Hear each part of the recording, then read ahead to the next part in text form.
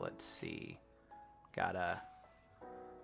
There was a Comic-Con going on this weekend, and I checked that out. And then before that, well, I do, sports writing and photography on the it's kind of back burner, but I still do it. And right. I was down in Lubbock, covering a track meet. So yeah, that was an all day thing, go down and start heading down there about noontime and don't come back until about 9 at night. And by then the wind's like whipping up and just going nuts. And because I'm living in the middle of the Dust Bowl. Oh my goodness. Yeah. Well, it's good. It's good to, stay busy instead of being holed up in the house doing a whole bunch of nothing. Yeah. I tell you what, Lore, I have been probably busier than I have been like in my 10 years of journalism. And usually I was busy in journalism. Drew Huntley, it's Billy Joe. Welcome in. Welcome home. I need to find that soundbite somewhere, but I'll send it to you. Okay. I'll send it to you. Okay, I have cool. it. Yep. I appreciate that. Yeah, it's I mean, I have the DSP laugh the ack. It's classic. And then I have the Cyrax scream.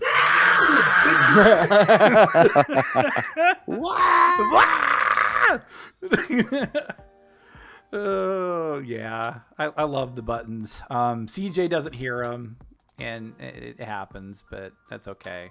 He's like, I don't hear them. Tell me what's going on. He'll sit there and he'll look a little confused, and I'm like, it's like, well, I use the smoke weed every day, or I love using the Ric Flair. He's a real big dude. He's a real big dude. He's a real big dude.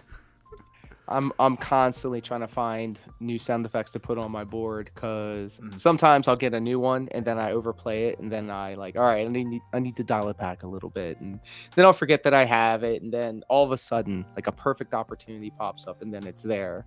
One of my favorite things to do is just to let the chat use it. So absolutely. The exclamation point SFX works pretty well. Ooh. For whatever reason though, now everybody loves spamming the Obama sound effect, which is they have this thing of Trump, and he was talking about Obama, but he said it Obama.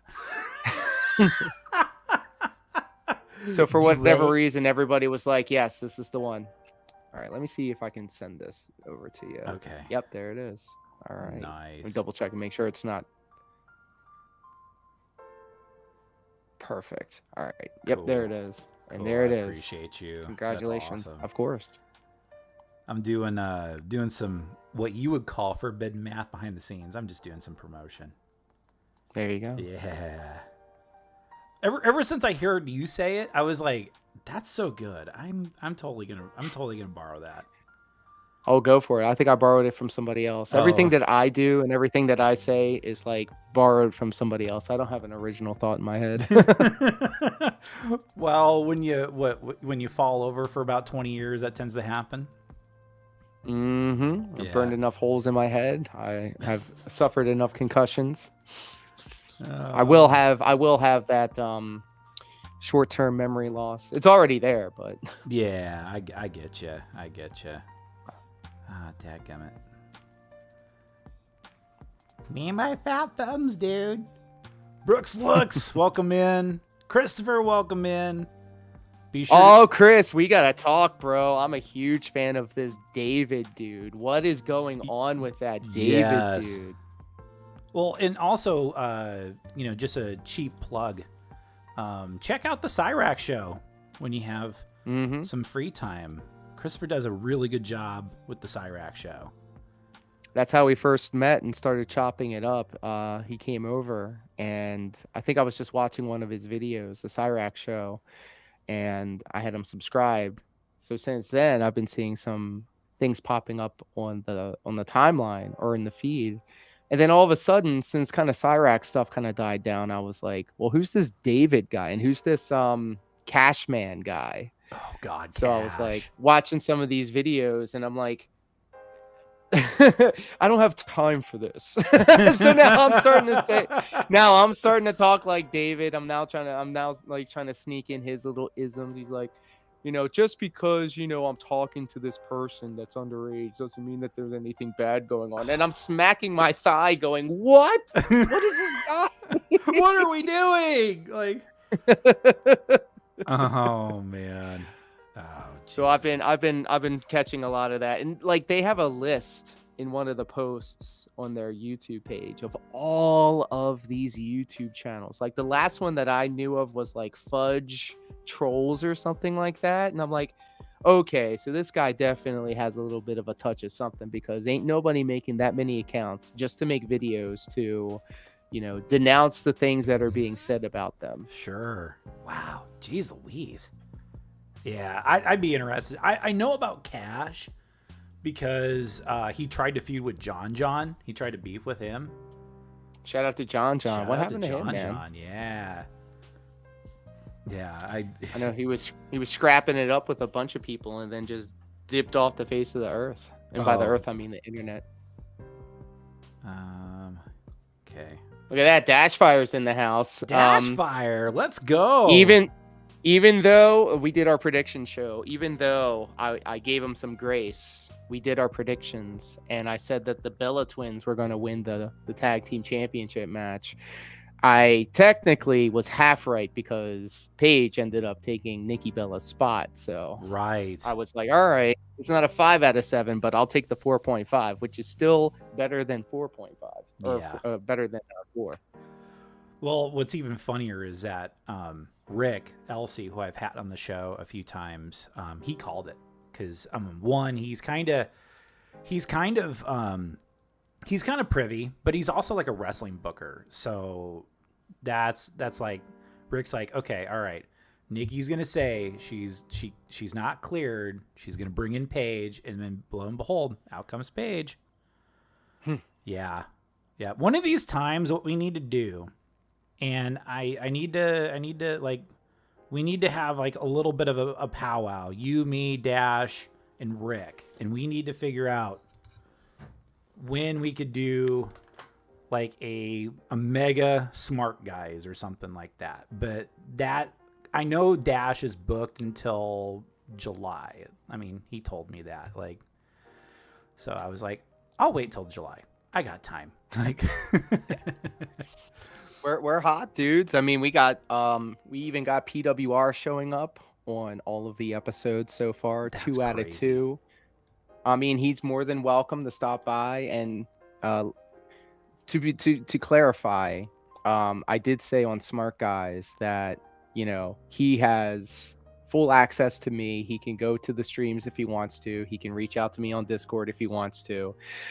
What I said was, the last time we had an interaction, he actually removed me as a friend on Discord and then blocked me, so that when we did have a conversation, he had to re-add me and unblock me. So that was the conversation that was the point that I was trying to make. Maybe I didn't say it eloquently, or maybe I didn't dumb it down enough, but he did send me a message during, I think, Friday stream. And I didn't respond, but like, sure. he was in the middle of his own little stream, and it looks like, if I'm not mistaken, it looks like he's live right now. He's doing a Review Tech USA sexuality stream, which I'm sure is a banger. Mr. Lowcow, what up, pimp? Mr. Lowcow, welcome in. Welcome. You effing coward. You effing coward, dude. All right, well, we'll pull back the curtain. I did some promotion. There's Lord. There I am. Hey guys, welcome to Unfiltered. Gosh dang, season 2, episode 6? My God, how did I get this far, Lore? How did I get this far? Well, I mean, it takes a special type of person to sit here and watch these special, very special types of people. And, if it wasn't for hanging out and watching these little cows do their thing, I probably wouldn't have met so many awesome people. For one of the most toxic communities on the internet, you guys have always been so kind and warm and generous and nice to me. So big ups to all of you guys. Thanks for hanging out. Yes, big ups to all of y'all, because Yeah, we wouldn't be able to do what we do without y'all. I mean, seriously, like, you know, Mr. Lolcow, I'll point you out real quick. Got to give you some compliments. Thank you for clipping Truther. Thank you for Internet Uncapped. Thank you for always hitting me up with a really nice message and being like, hey, I'm going to kick out some Truther clips. Like, check it out. So instead of going directly to Truther, like, I'll just go to Mr. Lolcow and give Mr. Lolcow the views. And Christopher, if I don't want to do like a Cyrax impression, bitch, like, I could just let Christopher do it and go to the Cyrax show. So big ups to you. Big ups to it's Billy Joe, who got us like in contact with Curse Decals, who gave us information like about Brother Chew, which was interesting. Yeah. And then let's see. And then Drew's been a day one type of guy. He comes over from the Sweeze verse. We had Sweeze and Swizzle. Last weekend, and that was like a 3.5 hour marathon. Trust me when I say this, man. But yeah, it's we couldn't be here without all of y'all. You guys are the real ones. Like, you guys be the real MVPs.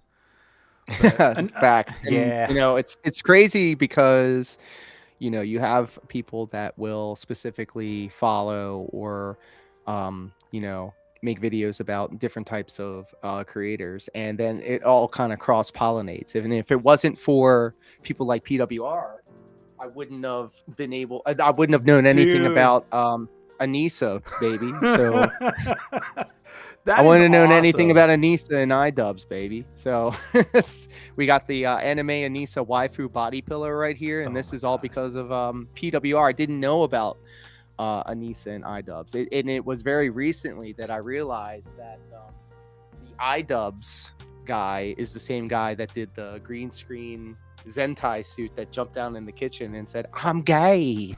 I didn't know that was him.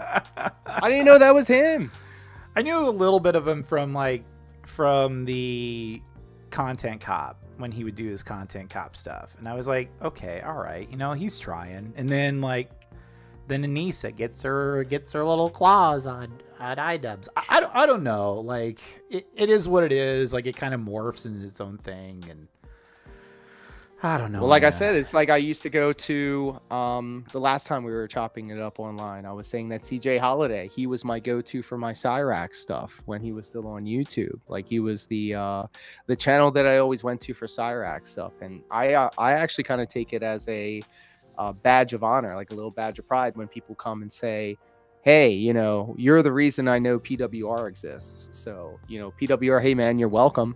You know, it was because of me and a couple of other guys. Dashfire specifically, I'm gonna put on the spot, because it was his video that he made about PWR after it was like this time last year, actually, and that kind of kicked off the whole thing about it. So, you know, before the Kino Casino even picked him up, it was me and Dashfire and Sav and Shroom and all of them, Snort, Big Birds. Like, I feel bad if I forget some people, but, like, you know, we all kind of come together, figure out which one of these cows that we enjoy kind of milking, and then become the destination for that type of content. Yeah. And also, I need to thank PWR because initially back in season 1, I extended the invite to PWR. I was like, you know what? Because I didn't watch the kick streams. I was more so the YouTube streams. And I was like, okay, all right, maybe like there's some good in Alex. I quickly learned there's not any good in Alex. He's no good, yellow bellied son of a bitch. You know, it could be one of those people. and because of you, PWR, because of you, Alex, I got in touch with CJ, and then CJ and I, like, leading up to Unfiltered. By the way, check out CJ's episode. He'll have a return one of these days, and nowadays it's so easy to get him to come back, and he's itching to come back. Crash Out Connoisseurs wouldn't be a thing, and I wouldn't have known everybody else if it wasn't for, you know, Crash Out Connoisseurs. So Yeah. And that's one of the things that I love about this community too, is seeing how everybody kind of interprets this type of stuff. I always like to say that like I like to editorialize and I don't like outwardly brigade against these people. I don't try to go after their way of life or like their the way to make a living and stuff like that. And I still hold true to that. Like even if they wish harm or death upon me or anything like that, it's all at the end of the day jokes. You know, all I'm saying is the things that they are saying on their own content on their own streams.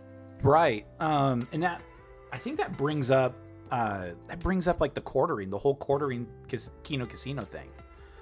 And we'll get to the real like introductions here in a second, but I mean we're getting hot, baby. We're hot, dude. We're hot. It's such a like, and I brought this up when we talked about like the quartering and Kino Casino. It's such a slippery slope, especially on the internet, where a larger creator could just, I mean, it's frowned upon, but we could lose our channels like tomorrow because somebody didn't like what we had to say about them, even though we're just interpreting what they said and why they said it. And it's dangerous. Like, it's like, oh my gosh, like it's almost like thought police type of stuff. And I'm a huge advocate for the First Amendment. I'm all for freedom of speech. I think everybody should have the opportunity to speak their mind.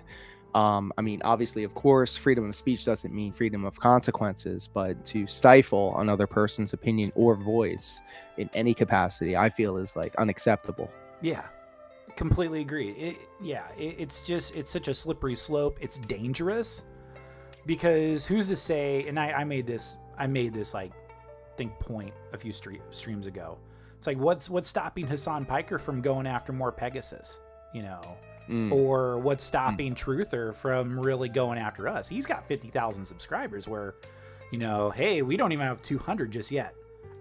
I know soon. We're going to grow. And by the way, just a quick glaze up on LOR a little bit. He is 100 away from 200. Not 200. We'd love to see LOR with 200,000, but 2,000 subscribers. So if you have not, do sub to LOR. He would appreciate it so much. Hey, thank you. I appreciate that. And everybody do subscribe to Unfiltered, where we are right here, right now. Let's get some likes on this video. Let's keep the conversation going in the chat. Even when people come through and start like saying some dumb stuff in the chat, like we get a lot of cross-pollination from the PWR stream sometimes, and they'll come over and they'll start like running their mouth and they'll try to say silly stuff. And I'm like, go for it. I mean, you're letting the algorithm know that this is the corner of the internet that you want to be at, even if it's like some dumb stuff. Again, that goes back to like my First Amendment type, free speech type. As long as you're not like saying some absolutely wild stuff that's gonna hit the TOS, by all means, let me have it. Whoa, like, I don't want Meerkat Mob, welcome in. Woo! Wow! I almost. My force of habit, I was reaching for the Review Tech USA applause button, so my apologies. I was like reaching over for it. I'm like, what? I'll do the applause. I will do the applause. Let me find. There we go. Yeah, let's go. Meerkat, welcome in, man. Good to see you. Big ups, and thank you so much for. I'm not going to say too much about it because I don't want to blow up the spot, but Meerkat was kind enough to reach out and see if there was anything that could be done to help improve the brand recognition and stuff like that. And I hate to be that type of creator that is like, hey guys, if you're looking for some graphic design work to be done, because I understand how it looks, because you always get the graphic designer commissions in the inbox, but it's really cool to be able to see your work on other people's products. I've been doing logos for Chill Murray, been doing logos for Sav, been doing logos for Meerkat. It's really cool. I have something cooking behind the scenes for Bro. I love being able to see my stuff up on other people's stuff, and it's a sign. It's like a badge of honor for me. And so, thank you guys And then also, if you have something that you would like to have done, please do reach out. I need that money. I really do. Really do need that money, guys. I really, really do. You know, and I know I keep on glazing, but no, I will say this about your graphics work, man. It is immaculate. It is God tier. I'll say that. Like I love tuning in your streams, and I just pop in. I just say hello. You know, just like how you do for a Crash Out, you just pop in, you're like, hi, and, you know, oh man, like, and it is like, I was like, man, that is a well put together package. Like it's got the Adult Swim vibes, it's got the Space Ghost Coast to Coast vibes. Speaking of Space Ghost Coast to Coast, Andy Merrill was just at the local Comic-Con. I got his autograph, got to talk a little brack with him, and wow. Yeah, it's a shame too, because like all of these people that, you know, really set the foundation for what Adult Swim is to this day end up not really like reaping the benefits that they really should, because, you know, I mean, all of it's recycled assets and stuff like that. And I mean, Adult Swim in the early 2000s was like the golden era of my life when I first discovered marijuana. Oh, and I was like, wow, man. Smoke weed every day. Panda, welcome in. Good to see you, man.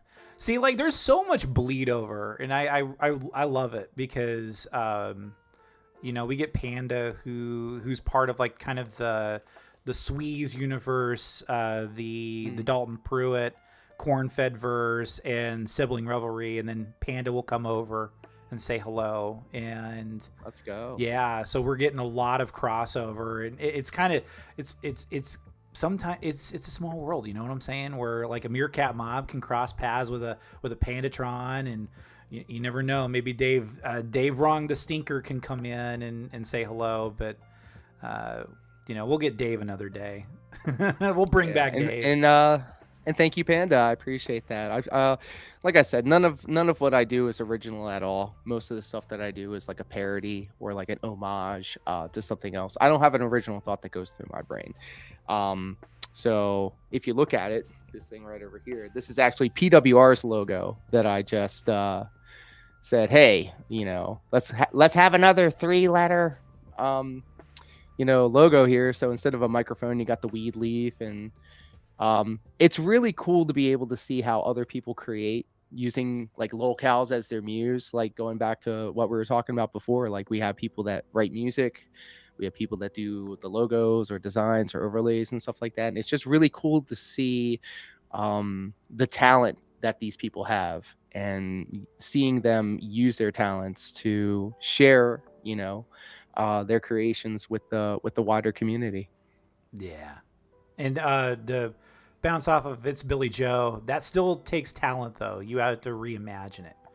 Well, that's true. That's true. I mean, like, I love like when we can do the parodies or like the pop culture references and apply them to the people that we cover, like PWR. And I tell you what, to find decent images of PWR is challenging. I tell you. Yeah.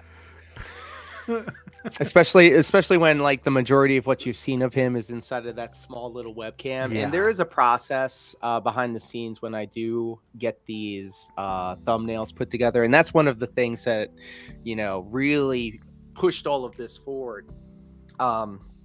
If it wasn't for the fact I went to school for graphic design and have done graphic design freelance for all of this time, I wouldn't have been able to link up with certain people in order to get the high ticket commissions, in order for me to invest in more things. Like I'm looking at my MacBook right now, and I know I needed to invest in that in order to make sure that I had enough like equipment to do the work right. And so, I mean, it all really goes to show, like, if you put in that work, it's gonna shine through in whatever you output. Unfortunately, we're all being replaced by AI, so I don't know how long this will last. So, okay, got you, Billy Joe, got you.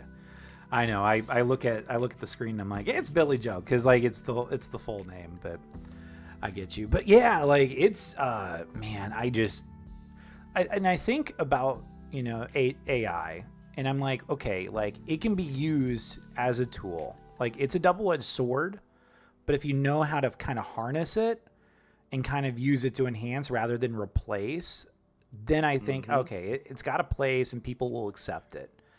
Where I'm old school, like, and I didn't go to school for for graphic design, but I enjoyed doing it because as part of journalism, you have to paginate pages and you have to have a little fun with it. Otherwise, people are like, this is just pretty, You have to kind of sensationalize and gild the lily a little bit. You have to make it easy for people to consume. I get that. Yes. Yeah.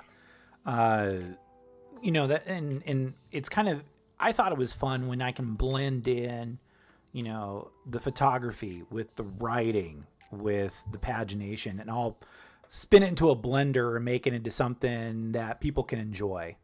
Probably one of the greatest compliments I ever got was I was working at a biweekly newspaper in the middle of nowhere, Iowa, but 10,000 people though.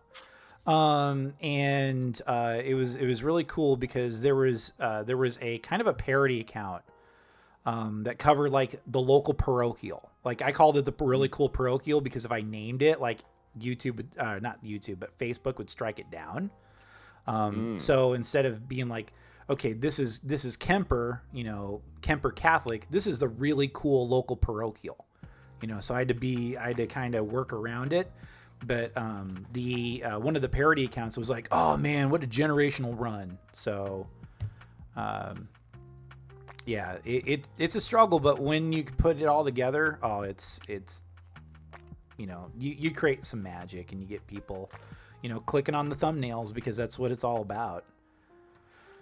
And as somebody that has done thumbnails for a living, literally a living, I lean into the AI stuff a lot. And especially for those that do follow the channel on my corner of the internet, I do Stepmania streams. It's every Monday through Friday, 9 a.m. And that's a lot. That's 5 thumbnails. That's 5 live streams a week. And ever since, I'm going to say maybe 2023,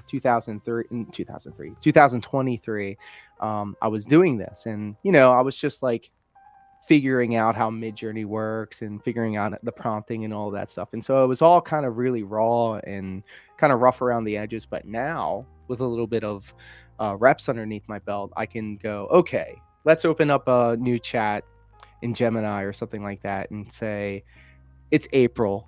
What can we associate with the month, the season, the holidays and stuff like that?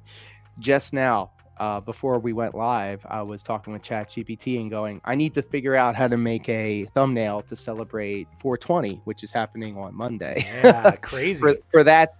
Yeah, so for that stream, I was like, okay, let's get ourselves a weed waifu and throw that up on the thumbnail. And it's not just like ChatGPT and Midjourney. Now I'm throwing these designs and these thumbnails inside of Grok so I can animate them. Adobe Firefly, by the way, that I have a subscription to, which is disgustingly expensive nowadays. But like, yeah, for my freelance graphic design work, I have to have like a Canva, or I have to have an Adobe Premiere. So it's like, I do appreciate the offer, Billy Joe. I appreciate that. We can chop it up and figure that out, because I got to tighten the belt. I got to figure out how to, have this freelance thing become the thing that keeps me going, obviously. And it's a lot of fun too, being able to just do these things. To create, to flex your creative muscles and to utilize the tools that you have. I love the conversation that people have where like they're so staunchly against AI. And I'm sitting here going, well, I remember they had the same conversation about like Photoshop. They're like, this is the end of photography. And I'm sure you as a photographer can relate to this, that sometimes people will just be, pearl clutching over the fact that, oh, now you could just write a prompt and make anything you want. It's like, no, it's not really that easy. You got to count the fingers. Sometimes their eyes are crossed, or maybe their arm is bent in a different way. I just see it as another tool for creatives to use. So it's not as simple as typing in a prompt and making it happen. You kind of have to finesse it a little bit. You got to know how to talk to the AI, baby. Yeah, you got to. You got to be almost like a soothsayer. Like, Panda, man, you're an OG. You still use GIMP. Nice. I do. You know, yeah, like that kind of begs the question with Adobe, because you're self-employed. You do your own thing. I'm sure that's a tax write-off, right? I'm just saying because I just did my taxes the other day. Yes, the tax man cometh. I was looking forward to this tax year, actually, because I was able to write off the $1,600 dance pad that I bought last year for this, because if you wanted to be technical, I do make a little bit of money based off of like tips and gifted subs and stuff like that while playing my Dance Dance Revolution. So I mean, fuck it, let me just be PWR at the dive bar looking at the alternative thrill and just going, fuck it, dude. Oh my gosh, yeah. But let's do the formal. We'll do the formal introductions. So because I know, like, Laura and I, we get visiting, and then we roll into this really nice tangent. But I just want to welcome a good friend of the channel. He's looking around for him right now, LOR DIAZ. Oh, hey. Oh, hi. Gosh, what did I kind of call you in the description? An entertainment dynamo, a bona fide smart guy, stepmania expert, world-class graphic designer, and the judge of cringe court. Is that accurate? Ooh, I like that. Ooh. Wow, that is quite the resume. I'll take it. I'll take it. Put it on the resume by any means. So I'm sure you that's like gonna be on the, walks that's on going to be the beach, next too, t-shirt. So. Ooh, okay. Entertainment it on the dynamo, next hat. dude. Suffer dickas. Man, he's having a rough time now, isn't he? He is. Oh yeah. Well, it kind of get. I don't really have that much like insights into RTU. Like, that might be a rabbit hole I may have to jump into one of these days. I may have to have somebody lead me by the hand. That would have to be. I would immediately say Ames. Yeah, Ames would be your guy. Ames would be my guy. Okay, because on Crash Out we shout out Ames quite a bit, like, because he's been doing like a lot of PWR stuff. And along with you, like, we have Ames, and I'm like, I think I said Ames has a luscious beard. I think I brought that up before, but he's got an epic It's quite beard. robust. It is very robust. Very, yeah. What's some of the synonyms that Phil uses? Like, very robust. Goddamn. Do you ever, in your real life travels, when you're talking to people that are not familiar with the guy, do you sometimes sneak in like a DSP-ism or a reference and see if they pick up on it? Oh my gosh. So I drop Cyrax lore every now and then. So I do a little bit of I do a little bit of work during one of the instances I dropped Vitch. Like, just and I had my coworker just like look over to the side of me, and he's like, "Did you just say bitch?" And I was like, "No, bitch." Like how Bay Shaman would say it, and Bay Shaman, come on, shout out back. to Bay Shaman. Yeah, I used to tune What into Bay happened to that Shaman. guy? I don't know. From what I've heard, he found God. So, like, Oh well, bless, I guess. bless, yeah. Bless Bay Shaman. Yeah, and I think I said it out loud. I was like, Bay Shaman, if you're watching, a crazy crossover be you and CJ Holiday talking about Cyrax or Chris Chan. Oh my goodness. Yeah, he was my go-to for. I mean, it like we were talking about before. Sometimes you have a creator that you watch exclusively for one type of content, and what was it was Chris Chan for sure, Cyrax, and I'm drawing a blank. I smoked too much weed. I've suffered too many concussions. Was there another locale that base shaman was like really Daniel locked Larson, in on? I think. Wow, that's another one. I think Daniel Larson, yeah, the Lockjaw, yeah, Starship Lockjaw. I was like, you know what, CJ and I would be more than happy to trade in the old vintage stuff and like hop onto Starship Lockjaw. So, but no, like, and speaking of Daniel Larson, he did get put in jail. Yes, he was locked up for sure. He's locked up. There was a recent development, yeah. Yeah, and it was a slap on the wrist compared to like the possible 65 years that he could have been given. Man, imagine Daniel being put away for 65 years. He'd be done. He'd be donezo. Marco, welcome in. Good to see you, man. Polo, big ups. Big ups.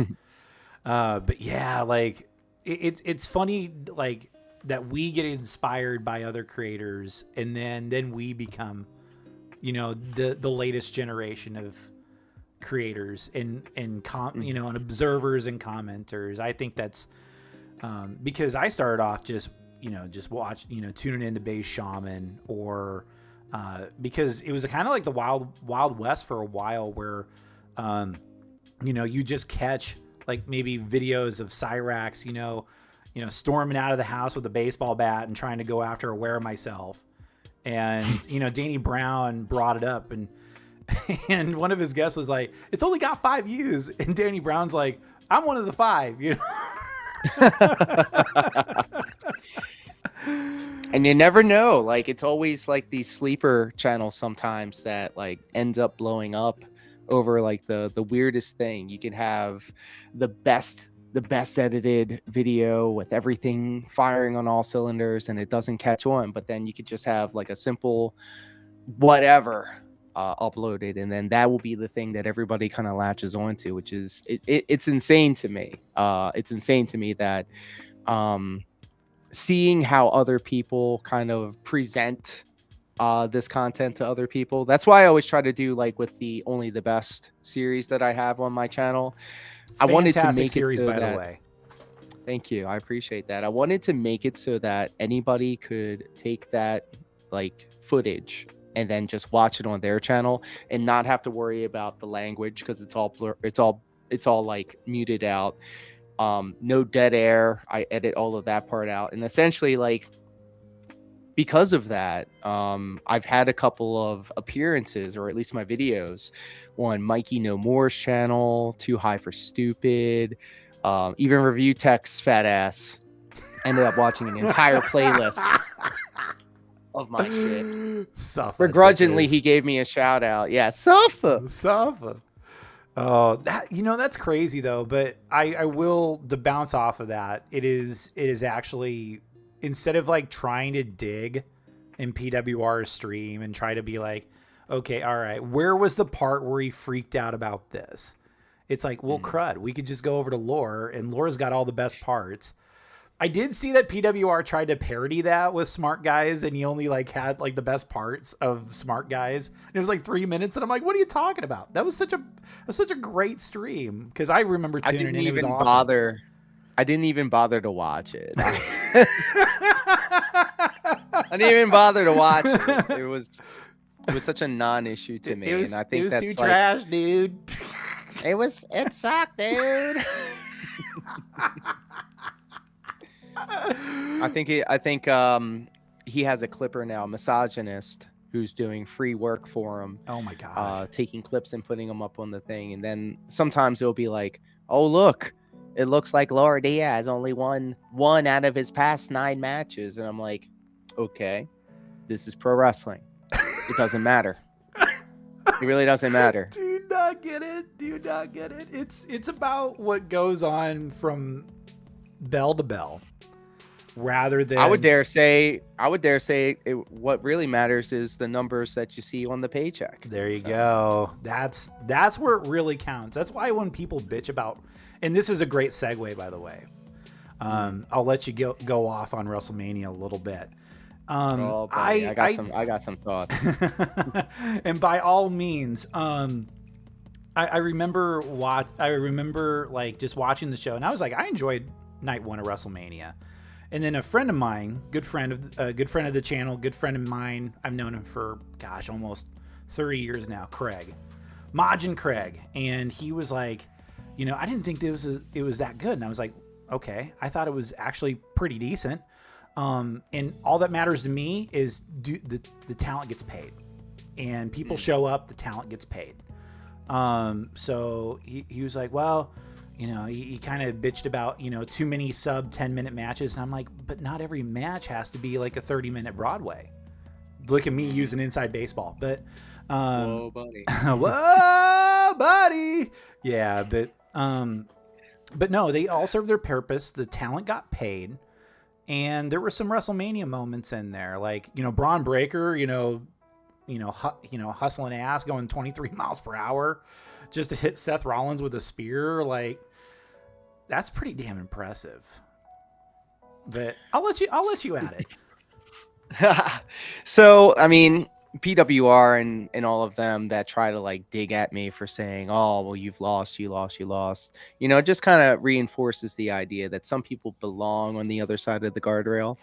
And I agree. To that end, I mean, everybody is a pro wrestling fan right now. This weekend, everybody's a pro wrestling fan. The people that kind of fell off, you can't escape it. WrestleMania is a phenomenon. It is ingrained in the zeitgeist of not just American culture, but worldwide culture. Pro wrestling is a mirror to, modern day human civilization, if I can coin a term from DSP. For some reason, he always like frames it as human existence or human civilization or human culture, and it just, I don't know, it kind of bothers Western me. Civilization, baby. Bruh.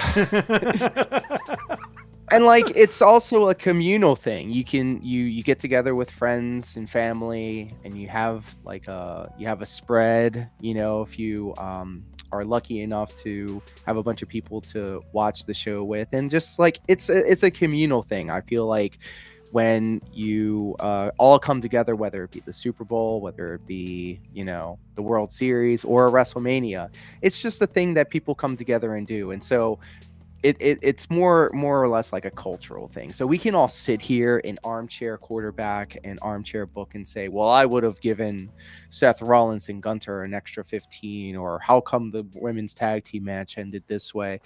It's, by this time next week, it's not even going to matter. By WrestleMania Backlash, or whatever they're going to call it, Backlash, it's not even going to matter, because the WWE machine keeps going. And, there's a reason why the entire pro wrestling world descends on whatever city WWE decides on doing WrestleMania. And that is because for this stretch of time, pro wrestling is the thing that everybody kind of like latches onto. And I'm all for that. And especially as somebody that has done professional wrestling for 20 years, it brings me a sense of pride, because it kind of shows that anybody can be a pro wrestling fan, and there's no gatekeeping when it comes to that. Now, when it comes to the actual show itself, by all means, like, this is unfiltered, so I'm gonna just start off by saying that I indulged in the medicinal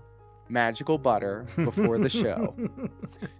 And when that happens, and all of my fellow marijuana enthusiasts can maybe co-sign on this, if you're a little high or a lot high like I was, you kind of lose yourself in the media that you are consuming. I almost kind of make it a point to watch a show on Disney Plus or a live event faded out of my brain, because I can turn my critical thought off. I don't have to sit there and go, well, that send-off was kind of late, and that sunset flip wasn't as tighter as it could have been, or why didn't they hook the leg for the pinfall? I just kind of go back to that childhood and that childhood wonder, where I'm not like constantly anymore. I am trying to get it back. Have you seen my childhood? Is it here? It could be here, it could be there, it could be anywhere. I just can't find it. I turn off my brain and I just be like, okay, look at the pretty colors, look at the pretty costumes, look at the pageantry of it all. But you know, the internet is going to do what the internet does, and that's tear apart everything. And like looking back at it, you can definitely see some things that maybe could have been done differently. And even with my marijuana addled mind watching this show, the one thing that sticks out most above all is the fact that I felt like this show was less wrestling on a show that was called WrestleMania, and it was more about the adverts. Like you couldn't look at the screen without being hit with some sort of advertisement, whether it be the decals on the mat or the decals on the turnbuckle pads, or literally they had some sort of like lineup. It was like a bunch of names on the outside apron of all of these, of like just random ass names. Yeah. Apparently you could pay an exorbitant amount of money to have your name printed on the WrestleMania canvas. Like, all right, get that bag, I guess, or whatever. Yeah. But it comes a point where it's like, when does the wrestling happen? I turned into WrestleMania to watch wrestling, and it just seemed like I was watching advertisement after advertisement after advertisement, and they were fitting in advertisements in spots that I didn't think they could do it. They had celebrities in the crowd, and they were like, here's this guy, and here's that guy, and here's the cone crew, and don't forget drumstick ice cream cones for $5.99 at the local grocery store. And then it's like, all right, well, let's like go to the back, and it's like, oh, I'm enjoying some Wingstop, and it's like, what the what's going on there? Yeah, like I'll agree with you on that.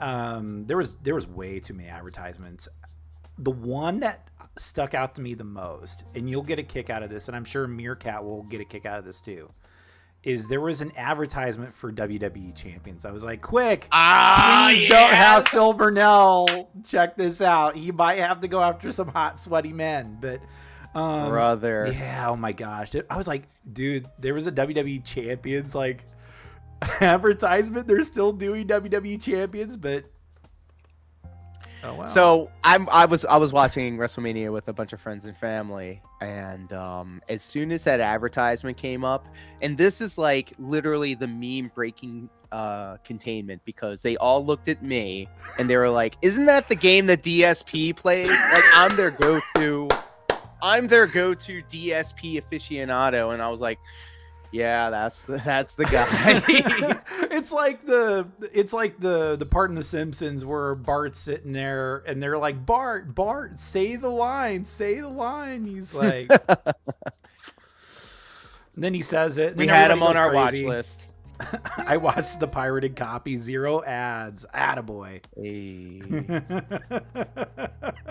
But UFC is almost as bad. Like, I think it's just TKO in general, just way too saturated on ads. Like, I don't notice as many ads. I guess I just tune them out. But when I do watch like a numbered UFC event, like I was like, man, there's a shit ton of ads like everywhere. My God.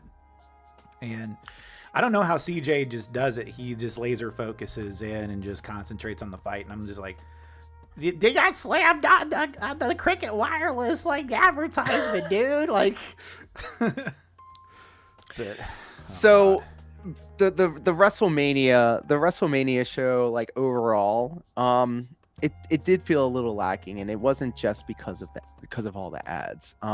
I'm a huge slut for like production values, obviously, because I like to have my streams look really good and high quality. I'm a huge slut for like the stage sets and the lighting and just the aesthetics of all of it. There was a conversation online, so take it for a grain of salt, where they were saying the graphic design team at WWE is frustrated because they kept changing the aesthetics of the pay-per-view. And I'm like a huge fan of that kind of stuff. Like I love the old Backlash stages where they had like the sights, they had the hook moving. Yeah, they had the the stage hook sets. Yeah, and now so everything's an LED board now. And I mean, they did do some pretty cool tricks with it. Cody Rhodes had a really cool entrance where all of the LED boards, it almost looked like there was an elevator going down to this like bat cave with all of Cody's previous gimmicks and stuff like that. All of that was really well put together. If they had some more stuff like that, I would have really enjoyed it. But like the pomp and circumstances of like the giant sets that they have for the WrestleMania shows, it was kind of underwhelming. Not as underwhelming as that one WrestleMania, and I wish I remembered which one it was, but it was just a giant screen, just a flat giant screen, and that one sucked the most. Personally, my favorite WrestleMania stage was the roller coasters. I think it was 32, okay. I think, if I'm not mistaken, with the roller coasters and all that stuff. It was the one where the New Day were the hosts and the Hardy Boys returned for the ladder match. I'm just a huge fan of like stage sets and stuff like that. And so they didn't even do a stage reveal, which kind of let me know that things were kind of going a little differently. Mm-hmm. I understood and I liked the idea of them having two different kind of like color schemes and thematics for the two different nights. Like last night was like a Mad Max yellow and orange and brown type color scheme. Like I'm a huge slut for color theory and stuff like that. They had a little bit of blue on there as well. But now night 2, which is today, they're going for this like super future like blue laser type thing, and I hope that kind of like gives me a better vibe when I'm watching this show tonight. Right. Of course I'm going to be heavily medicated as well tonight, and I do like looking at the pretty colors, but like there was just something about this year's WrestleMania aesthetic that I really didn't like.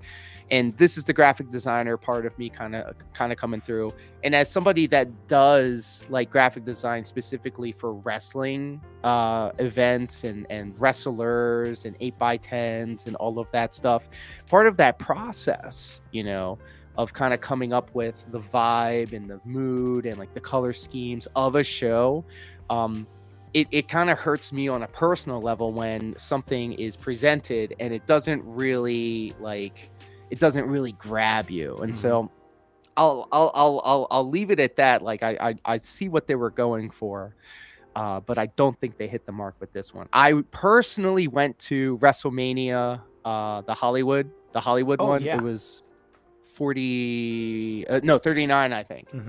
39 in SoFi, and everything just looks so bright, oranges and yellows, and like you could tell it was Hollywood. Like you can instantly look at it and go, this is Hollywood, this is the aesthetic.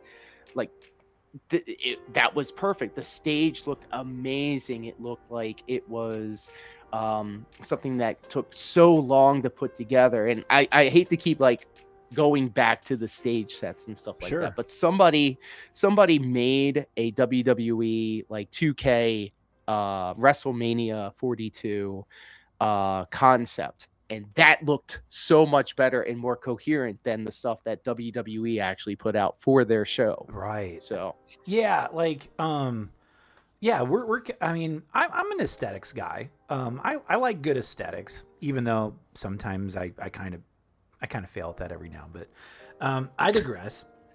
That's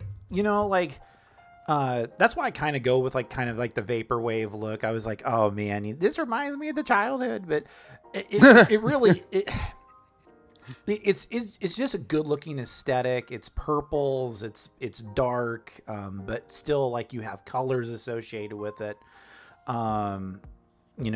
And especially the old school, like I would say the Attitude, well, even back when they did the original Monday Night Raw inside of the Hammerstein Ballroom, they still had a really cool aesthetic. Like they had like, kind of the WWF logo, like a neon. And I was like, oh, that's so cool. And then it evolved to be a little more edgy, like in the Attitude Era. And say what you will about the Attitude Era. If you look at it with rose-colored glasses, hey, that's no problem. If you feel like it doesn't hold up today, kind of like ECW back in the late 90s, it wasn't supposed to hold up like today with all the knowledge that we all currently hold. But There was an aesthetic to it. It was edgy. It was hardcore. You know, with barbed wire. Rough. It was fire. It wasn't polished. And concrete and dust and just no, I get bingo hall aesthetic. Yeah, like. But hey, I love that bingo hall. So I know you talked about being at the ECW arena. I have been to the ECW arena, and you know, it doesn't look impressive, but goddamn it, it is indeed a mecca. Like, it's not like walking into the Taj Mahal, but it's our Taj Mahal, damn it. Like, it's real to me. When I was coming up, I've mentioned this before. I've been in wrestling for 20 years, and so I came in during the Attitude Era when things were really rough, when not like rough business wise, but just rough. So all of this internet blood sports shit, it's not new to me. And in fact, it's kind of tame compared to the kind of shit that I was kind of surrounded by coming up. And I would make the pilgrimage to the ECW arena, and I would work in that building in hopes to get seen by like a ZZW, you know?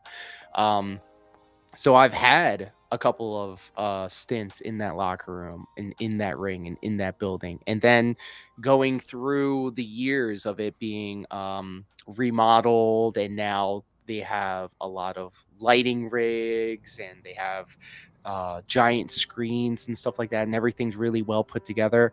Outside of the graphic design and the pro wrestling aspect of things, I really do like the logistics of putting together a live show and a production. So to be able to see how far it's come from, you know, the grimy, the rough, you know, building of a Philadelphia, of a building in Philadelphia. South Philly, South Philly, brother. Ooh. If you're rough, brother, it's rough up there. But you know, going from what it was to what it is now, because like they do run a lot of shows there, and in fact, I know, if I'm not mistaken, NXT and AEW ran a couple of shows out of there. So I mean, it's still a spot, and as I had mentioned in a couple of streams before, when you do get the opportunity to work in that building, you want to leave your mark, because that was the same building that all of this rich history has happened. And you want to, you know, stamp, you know, put your stamp on it. You wanted to make the most of your appearances there. So it's wild also, kind of going back to like what we were saying with like the designs and the aesthetics and stuff like that, to see how things have changed from, you know, when we were watching the Attitude Era to the things that we can see now with the moving graphics and stuff like that.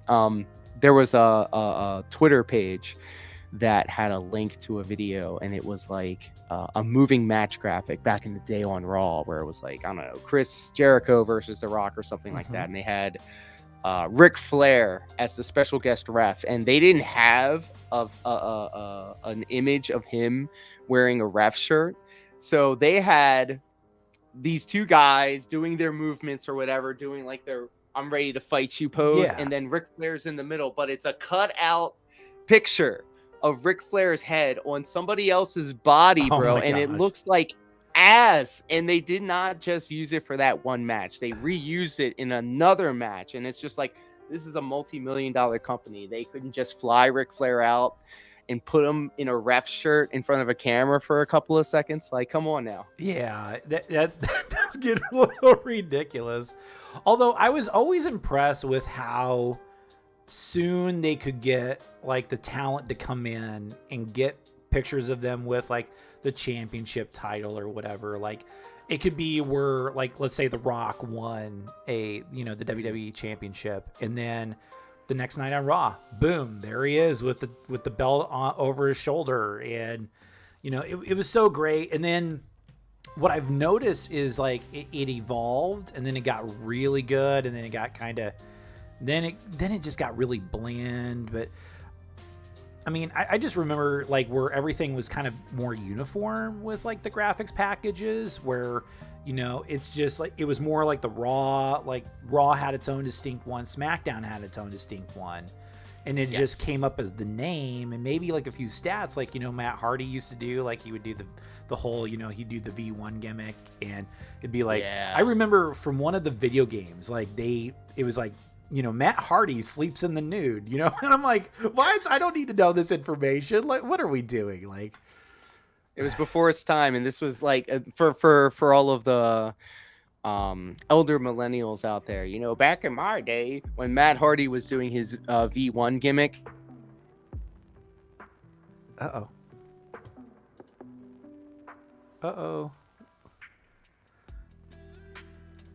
I'll buy Lore some time. There we go. Uh-oh. We got too hot for the stream, dude. We got too hot. Oh, no. Okay, all right. Laura's back. This stream got way too hot, dude. Okay, all right. Let's bring you back. Oh, never a dull moment on the Unfiltered podcast. I love it. I'm on board with it. Gosh, it still kicked you off. Dang. Okay.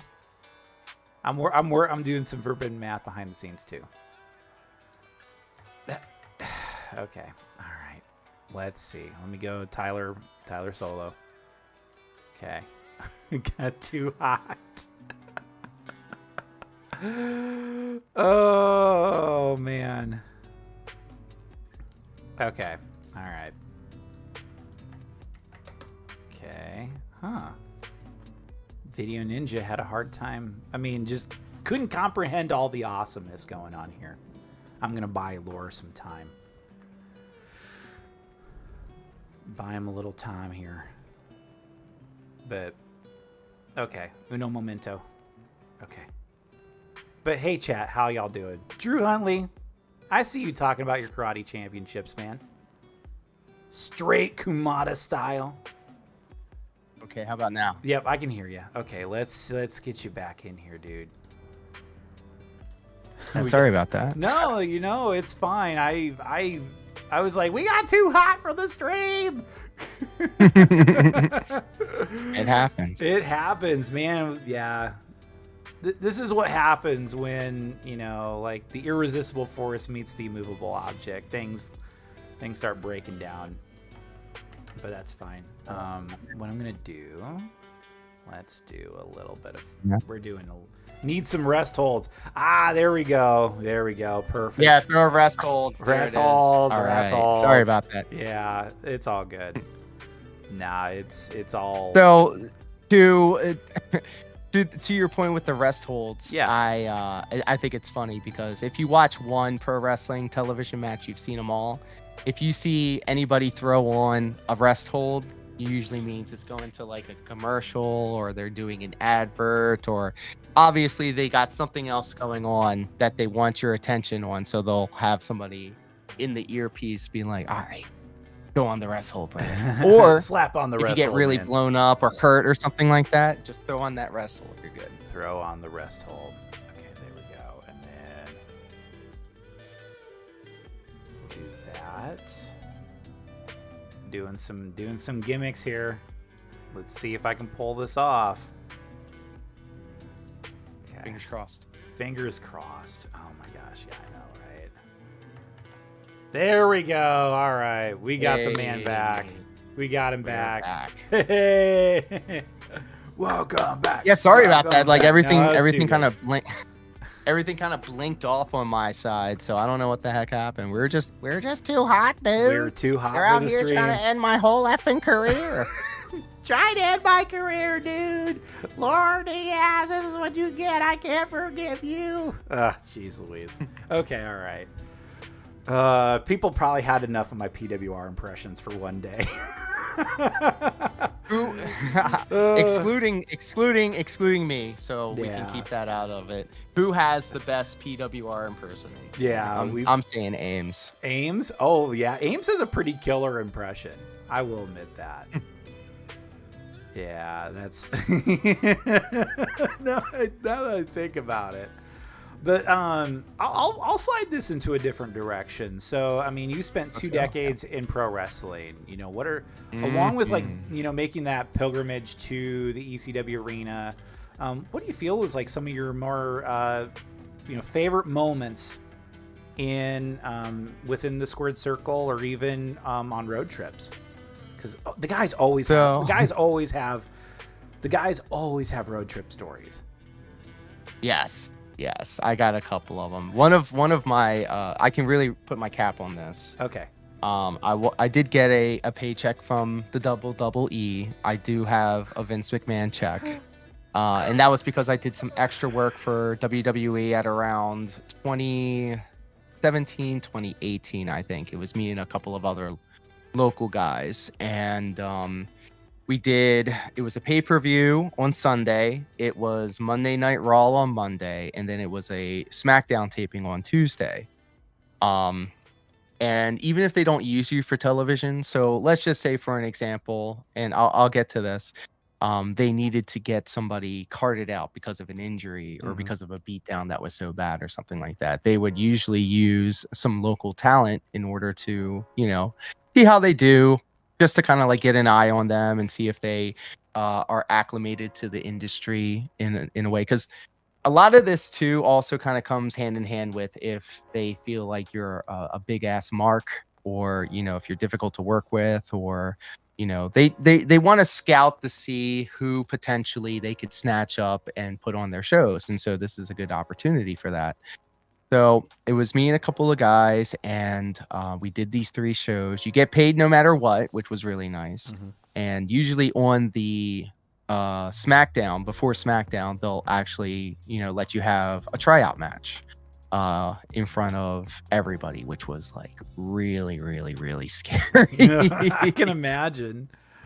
So I can actually factually say this statement and have it be true that I had a wrestling match in a WWE ring in front of Roman Reigns, Bubba Ray Dudley, Dolph Ziggler. I gotta get a dustpan to sweep up all of these names I'm dropping here, but it was like obviously like the performer's anxiety and stuff like that, and being in a WWE ring is insane because the television shows don't do it justice, but the stage sets are absolutely huge. The LED boards are huge.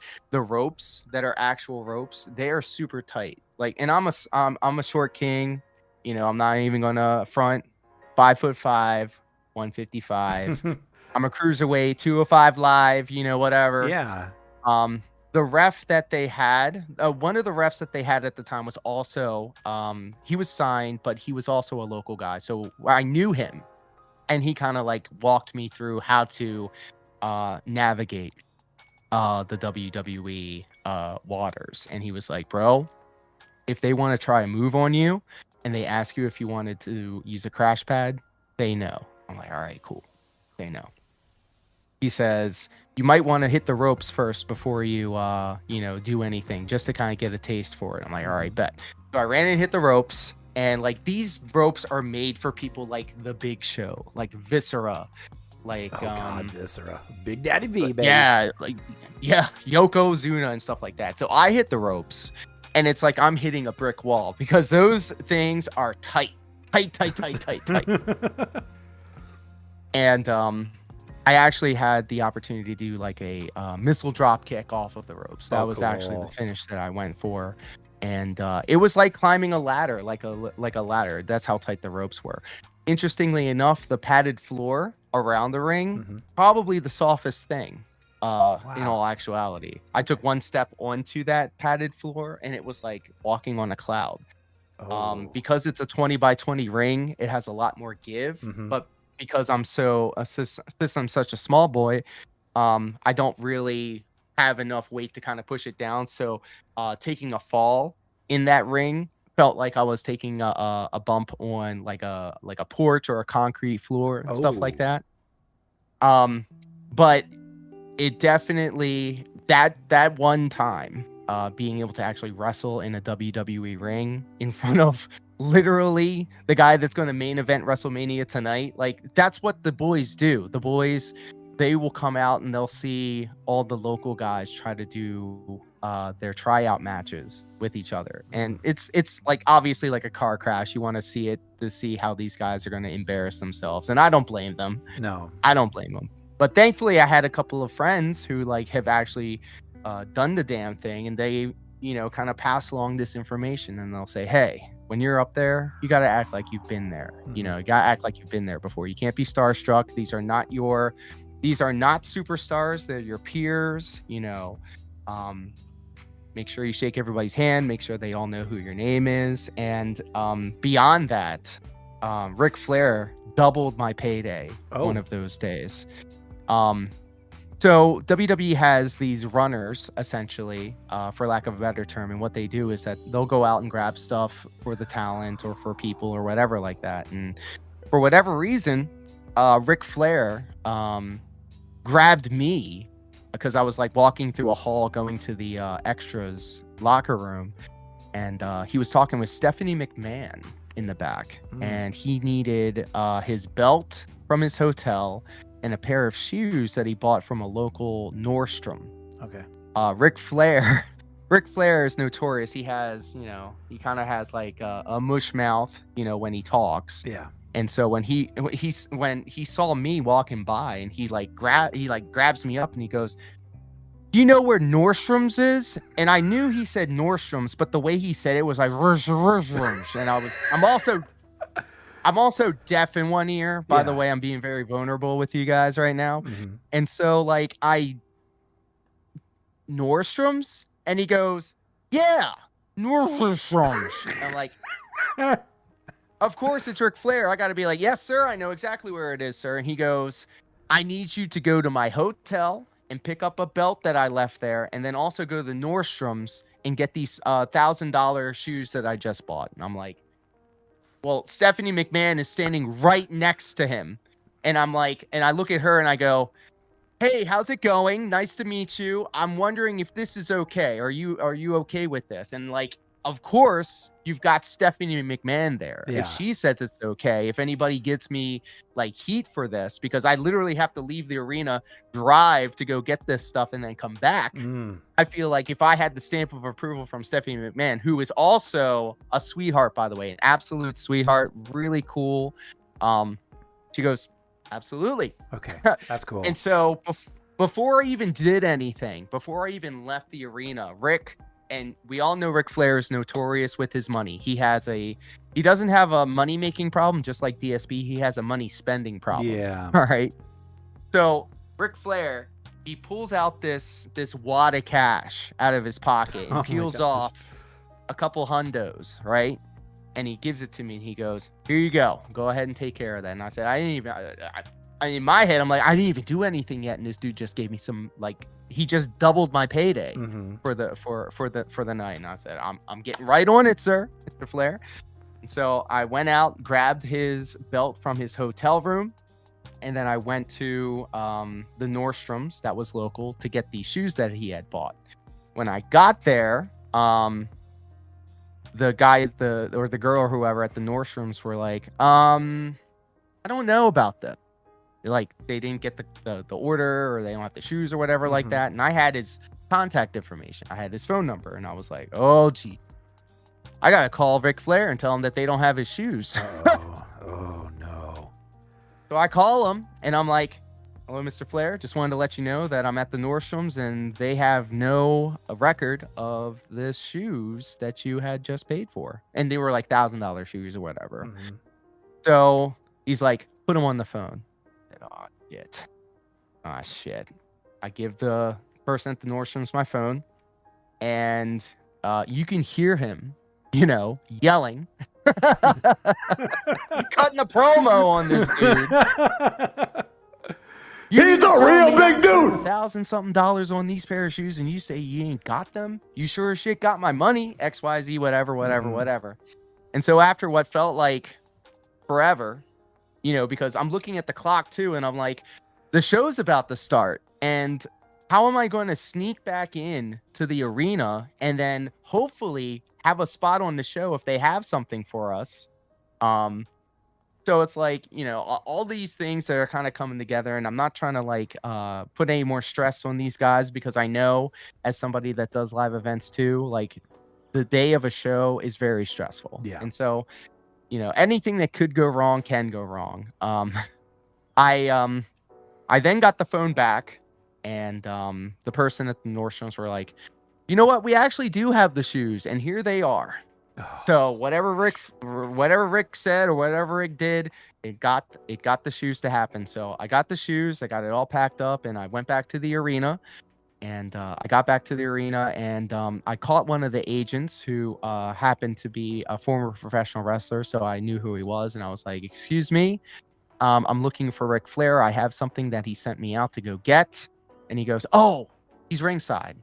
You can go ahead and give it to him there." And I'm like, "Are you sure? Are you positive?" Because like, I'm not trying to step on anybody's toes. In wrestling, you won't know that you did something wrong until you did it, and they'll ream you for it. Like, that's just how wrestling is. And so it's like, all right, fuck it.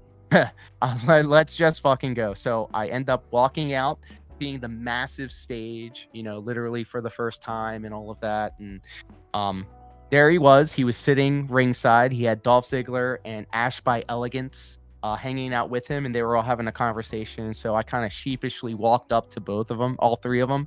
I'm sorry. And I was waiting for an opportunity to kind of butt in to say, "Hey, Mr. Flair, I have your shoes or whatever, and here's your belt or whatever." It wasn't really happening. And I just kind of built up some courage, and I said, "Fuck it." And so I stepped in and I said, "Mr. Flair, I got your shoes." And then I shook Dolph Ziggler's and Ash by Elegance's hand, and I was like, "Hey, it's nice to meet you. Sorry to interrupt. I have Mr. Flair's shoes here." And he takes it from me, and he goes, "These better not be the wrong shoes." And I'm sitting there like my heart dropped, because I'm like, what if they are? What if they are the wrong shoes? And in professional wrestling, when you're getting ribbed like this, you have to pretend like you've been there before. Mm-hmm. Hey, big ups, Meerkat. Thanks for hanging out. Big ups, Meerkat. Thank you for coming in, man. I'll finish this up. I'll finish this story up. So Ric Flair, he gets the bag and the box from me, and he's like, "These better be the right shoes." And like, my heart's dropping. I'm like getting flush in the face, like the color is leaving my skin. Like, "These better be the right shoes." And I'm like, "Oh geez, what if they're not?" And it's in front of everybody. He pulls out the shoes, he opens the box, and he looks at him, and he goes, "Son of a bitch!" Like, at that point, it's very difficult for me to maintain my composure. And I was just like, "Guys, oh my God, this is it. I'm going to be blacklisted from wrestling. I'm never going to be welcomed back." When Ric Flair gets mad, he's going to let everybody know this, that, and the other. Word's going to get around. And then he looks at me for like a second, the longest pregnant pause I could have ever experienced in my life. And he goes, "Just fucking with you." It's good to know that he's one of the guys. Brother, I think he knew. I like, because when you're there for the first time, you want to see how people react. I would have done it too. And so he goes, "This is perfect. Thank you very much. Do you need any more money?" And I'm like, personally, yes, in my mind, but I was like, no, sir, Mr. Flair, thank you so much. And so I excused myself. I wished Dolph and Ash by Elegance a good evening, and then I went back over to the extras locker room, where, like I said, essentially I made double the payday that I made that night. So wow, that's probably one of the biggest things that I could think of in terms of like experiences as a pro wrestler. That's a great one. There was one, and because I didn't really fall officially, I fell when Blue Rings welcome in. A little bit of wrestling talk. Home. Yes, sir. A good friend of mine, I need to get you in contact with him someday, is Duke Cornell. He just recently retired, but he was in your position. He was working as a local talent, an extra. And it was funny because like there was some sort of bet going on, And it was there was supposed to be a extra match at the end of the night, like an extra dark match or whatever. And it was supposed to be John Cena and Mark Henry. And Mark Henry comes out. You know, he's all huffing and puffing and, you know, just doing Mark Henry things. And he comes out. And so Billy Kidman made a bet with somebody else about how long they could keep Mark Henry out for after the show was over. And then, of course, they had Justin Roberts be like, all right, everybody, thanks for coming out. Like, and so no John Cena. So, Mark Henry is pissed. And he comes through. He kicks open a door. You know, I want to talk to Vince. I want to talk to Triple H. And, you know, my friend and a few of his colleagues were kind of like, they didn't want to be like in the line of fire. So like like the women at the time, the divas, they're like, all right, guys, come with us, you know. So they're walking across the street as Mark Henry's having a meltdown because Billy Kidman bet with somebody about $10,000 for each minute Mark Henry would be out following the show. So, oh my, yeah. There was that one. There was another one where Dragon Gate USA, me, Rex Reed, who I had on season 1, we made a cross-country trip from Amarillo, Texas to Philadelphia, Pennsylvania, all to get him on the show. And quite the hike. Yeah. I mean, what? It was definitely a jog, that's for sure. And we walk in. And there was Rex, and there's this other guy, Chad Thomas. He's in the military. He's doing good. He was wrestling at one time, and they're seeing a lot of guys chain wrestle as part of this, as part of like the tryouts to get on the pre-show. So Gabe Sapolsky's there. You have all the Japanese guys, Akira Tozawa, all of them. They're all doing chain.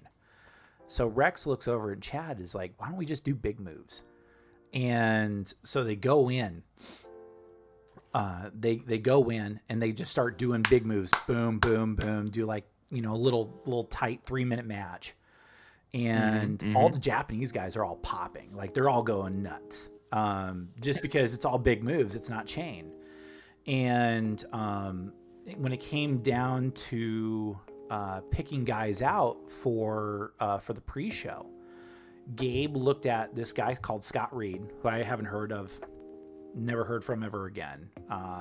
You know, and then he also got Tommaso Ciampa. Who ended up teaming up that's a blast from the past. Tommaso Ciampa ended up teaming with Rex against Cheech and Cloudy. But I'm getting ahead of myself. Yeah. Look at these names. Yeah, wow. look at these names. I know, and it's crazy. And what's also interesting is that Gabe was going to pick out this tag team to join Tommaso. Against Cheech and Cloudy. He picked these two guys. They ended up being plants during the pre-show, and I don't know what happened to these guys, but Shingo knew Rex from working with him in San Antonio. And Rex was kind of like, he was still in the ring, and Gabe was like, you know, hey, we're going to go with these guys. The Japanese guys rebelled, like Akira Tozawa, Shingo. They were like, no, we want Rex. And he was training me at the time. And he's still bewildered to this day why he was chosen, but it was because he knew Shingo, and Shingo like had history with him or whatever. And it's all in who you know. It's all about who you know and who's willing to speak up for you at the end of the day. And Rex gets on the show with a young Tommaso Ciampa against Cheech and Cloudy. Tommaso gets knocked out mid-match. And yeah, so when the match is over, they come back, and Tommaso is just like, what the hell's going on? He comes to, and Rex is just relax. Like, the match is over. We're already in the back. It's cool. So he consoled Tommaso during one of those early era Tommaso Ciampa matches. And then afterwards, Shingo has this 40-minute almost MMA inspired brawl with Bryan Danielson. So this was a show where like this was in between. Daniel Bryan got released by the WWE, and before SummerSlam that he came back to join John Cena against the Nexus. I remember that. Yeah. Nuts. And I remember shaking like, Danielson's hand, being like, "Hey, I appreciate you." I had an autograph from him or anything. I was able to be a fan. And then like I told Chuck Taylor, I was like, "Hey man, I appreciate you, dude." Like, and Chuck was really chill. He was really good. Chuck used to go around scare kids during his entrance. That's right. It was the funniest thing ever. And I was like, "That was my favorite part about you, man." And he's like, "Oh, I appreciate it." Like he was so humble. And after this match, this 40-minute long match where Danielson and Shingo are beating the absolute shit out of each other, Shingo comes to the back and he goes to Rex, because Rex at the time did a almost like a big backsplash off the top rope, and just and Shingo comes up and he's like, you like Pancake Man, you scary, like." And Rex called it like death from above, and it was because it's this big 350-pound dude literally jumping as high as he can off the top rope and putting his back onto you. Like, that hurts. Like, and Shingo's like, there's no real way to take that other than just taking it. Yeah. But yeah, that was one of the stories. Rex vaguely remembered it, but like Duke Cornell told me, because Rex told Duke and then Duke told me. And yeah, it's crazy. Such a small world. Yeah. It just goes to show too, like, especially, and I'm sure this is kind of like the same way with all industries. You have to be sure, even if like you need to know, in the term professional wrestler, the first word is professional. And even if you are like, if you hate each other, like a Bret Hart and a Shawn Michaels, and when you come together and you do work in that ring, you're putting that person's life in your hands, and vice versa. And you don't want to be unprofessional, and you don't want to have that reputation for being reckless or not keeping your composure in the ring and stuff like that. And so even if, for an example, somebody that you are doing business with is a complete POS and you don't want to have anything to do with them, you don't know who rocks out with that person. You don't know who that person has in their ear. You don't know who that person talks to, because you could be on the come up. You could be backstage for a show, and you could be an extra. And then, hey, we need somebody to be a medic to help cart somebody out. We're doing like a stretcher angle or something like that. And you don't know who's in the room for that conversation, because who knows who gets who knows if your name gets brought up and somebody in that group goes, "Oh, well, I know that guy, F him, he effing did this to me," or whatever. And you could be completely in the right for saying, "Oh my god, this dude or whoever is this type of way or that type of way." You have to kind of keep it to yourself, because you never know who's going to be on the conversations when it comes to being presented these opportunities, whether it to be a plant in the crowd, a dark match, or anything of the sort. And so I don't know, like, because I don't really have like that same type of experience in other industries, but like I could see that to where you have to make sure that you are the professional first and foremost in the term professional wrestler. Yeah. And I think and I think you'll agree with me on this, is that pro wrestling, for even through all its flaws, it can have its politics. People could say, "Oh, it's the politics," or whatever. It does actually apply in real life.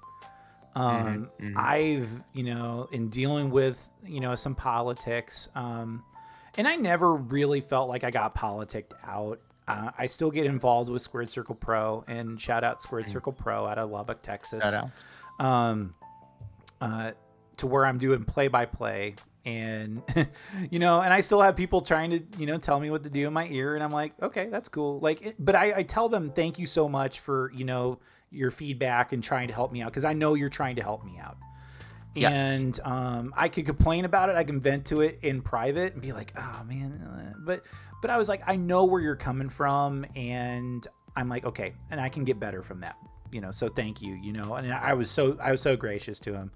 And he's a wonderful guy to boot, so I wouldn't be like, this son of a bitch. It's like, no, like, listen, like, I know where you're coming from, and hey, like, we'll work through it, and we'll get through it together. And then it applies to other things, like even YouTubing, like, it really comes, like, you got to be careful who you talk crap about, because you never know who you're going to meet on your way up, and you're never going to know who you're going to meet on your way back down. And that's why, and it comes down to your friend circles too. Like, we've known each other for a few months, but it's been a very eventful few months. Thanks PWR, but and then of course, Meerkat Mob, comes in and says hello in our chat. Then we also have like Panda in there, and I want to get Panda on Unfiltered one of these times. I need to reach out to Meerkat. And then and then when it comes down to booking, it's like you had to reschedule, and I was like, hey, cool man, let's do this. Like, I completely understand. It's Easter Sunday. Like, I'll just pivot and I'll do a Tyler Liger and Friends. It'll be no big deal. And and it was based off the whole Garfield and Friends type of title card, by the way. I'm a huge fan of the parody work, by the way. Yeah, yes. Thanks. I do some deep dives every now and then. When you did WWE, and I was like, Vladimir Kozlov, like, that just popped right in my mind. I was like, yes. Like, yes. Deep cuts, baby. Deep cuts. I love it when like somebody does a deep cut and I'm like, oh, like, do the Leonardo DiCaprio. Yeah, good point. Yeah. So that's what I'm really thankful for when it comes to YouTube, is you just never know who you're gonna meet. And I will admit, like, CJ really gets my foot in the door in a lot of places, and this is where I glaze CJ a little bit. He's very, I would tell you, he's one of the best. Like, behind the scenes, he's like, okay, let's look into this guy, or let's look into this guy, like how you're doing. What is it? Dustin Nunn. That's okay. Okay, cool. I just want to double sure I'm not butchering his name or anything. Where like CJ's like, dude, let's look into GOATUS, and CJ's into fitness and all this stuff, and he's like, there's a ton of locals in fitness. It's like Gentile lifts and GOATUS. We'll probably do like because we did a part 1 and a part 2 on separate videos. He's gonna put that all together.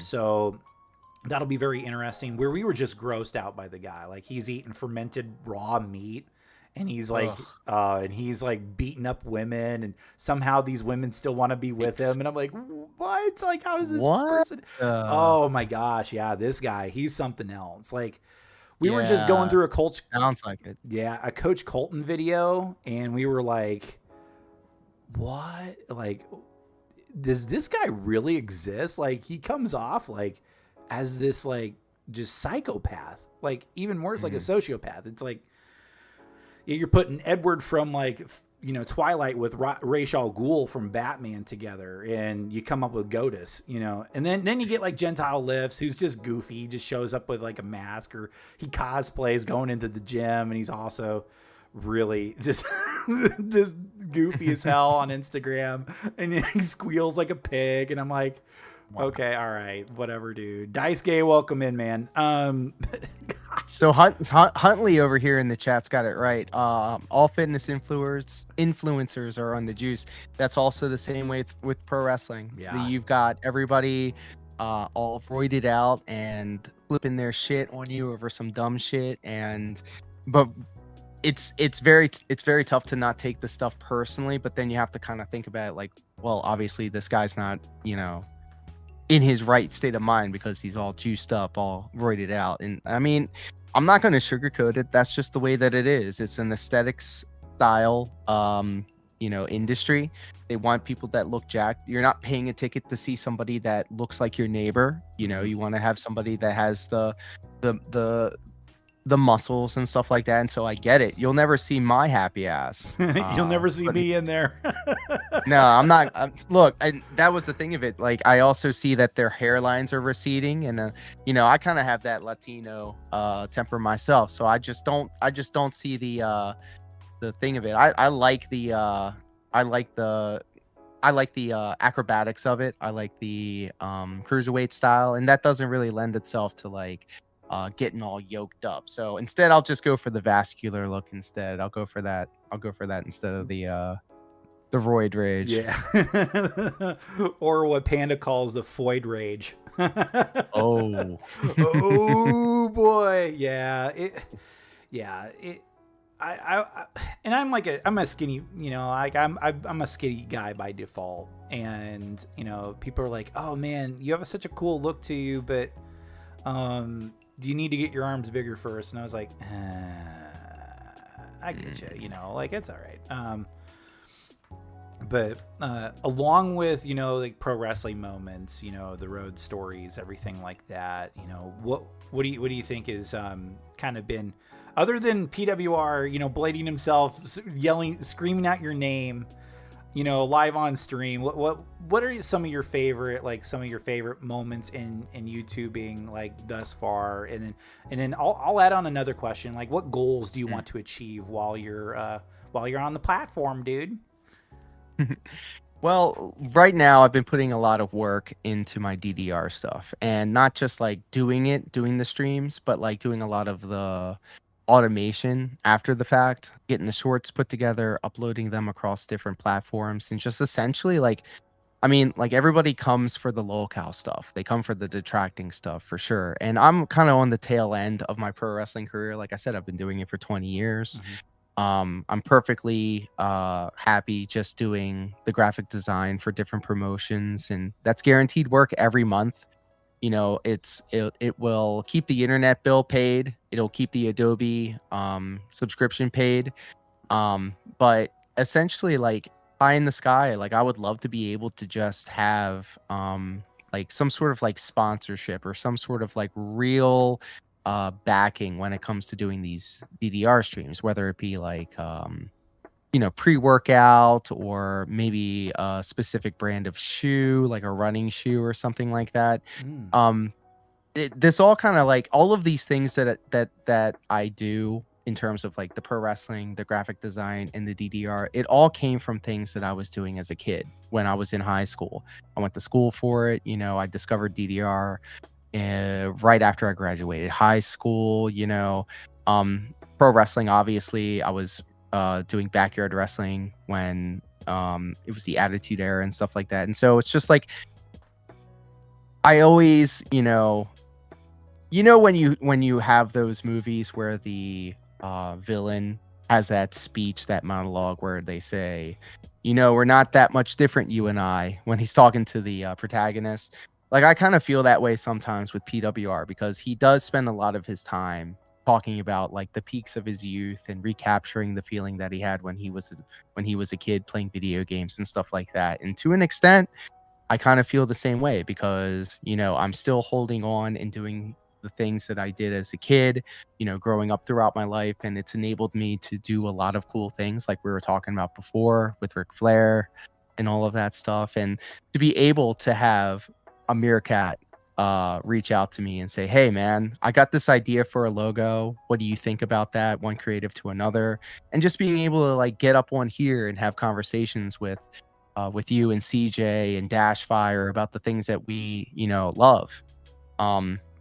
When it comes down to it, my first love is doing the Stepmania streams, and I know it's not everybody's cup of tea, but that's why I think it's so unique. I don't know any other creative that's out there that's doing it the way that I'm doing it. And of course, there's an entire community of fellow Stepmania streamers that do it for like scores, or do it for just the fun of it and stuff like that. But I really truly want to become like the morning destination for people, because I do it every weekday morning, like I said. Yeah. And it's a lot of fun. I get that runner's high. I get my exercise in, and then I also get to share in the things that I love with other people, whether it be a song or when songs remind you of times of your life. And being able to have people come through and request songs kind of helps me figure them out a little bit better, because then we'll start like uh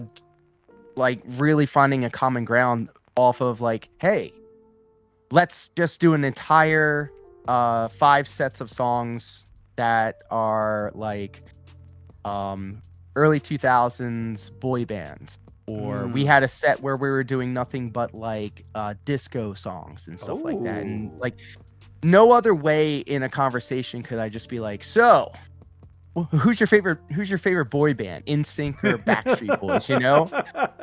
And I kind of think it also kind of like opens people up, because I remember as a kid back then when TRL was huge.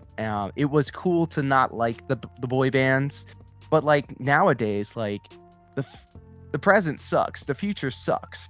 Like going back to the times when things were like a lot more simpler, I think there's a market for that. I think that there's an opportunity for people to come through and just have the stuff on in the background, or as a second screen entertainment, and make the Stepmania streams a part of their morning routine.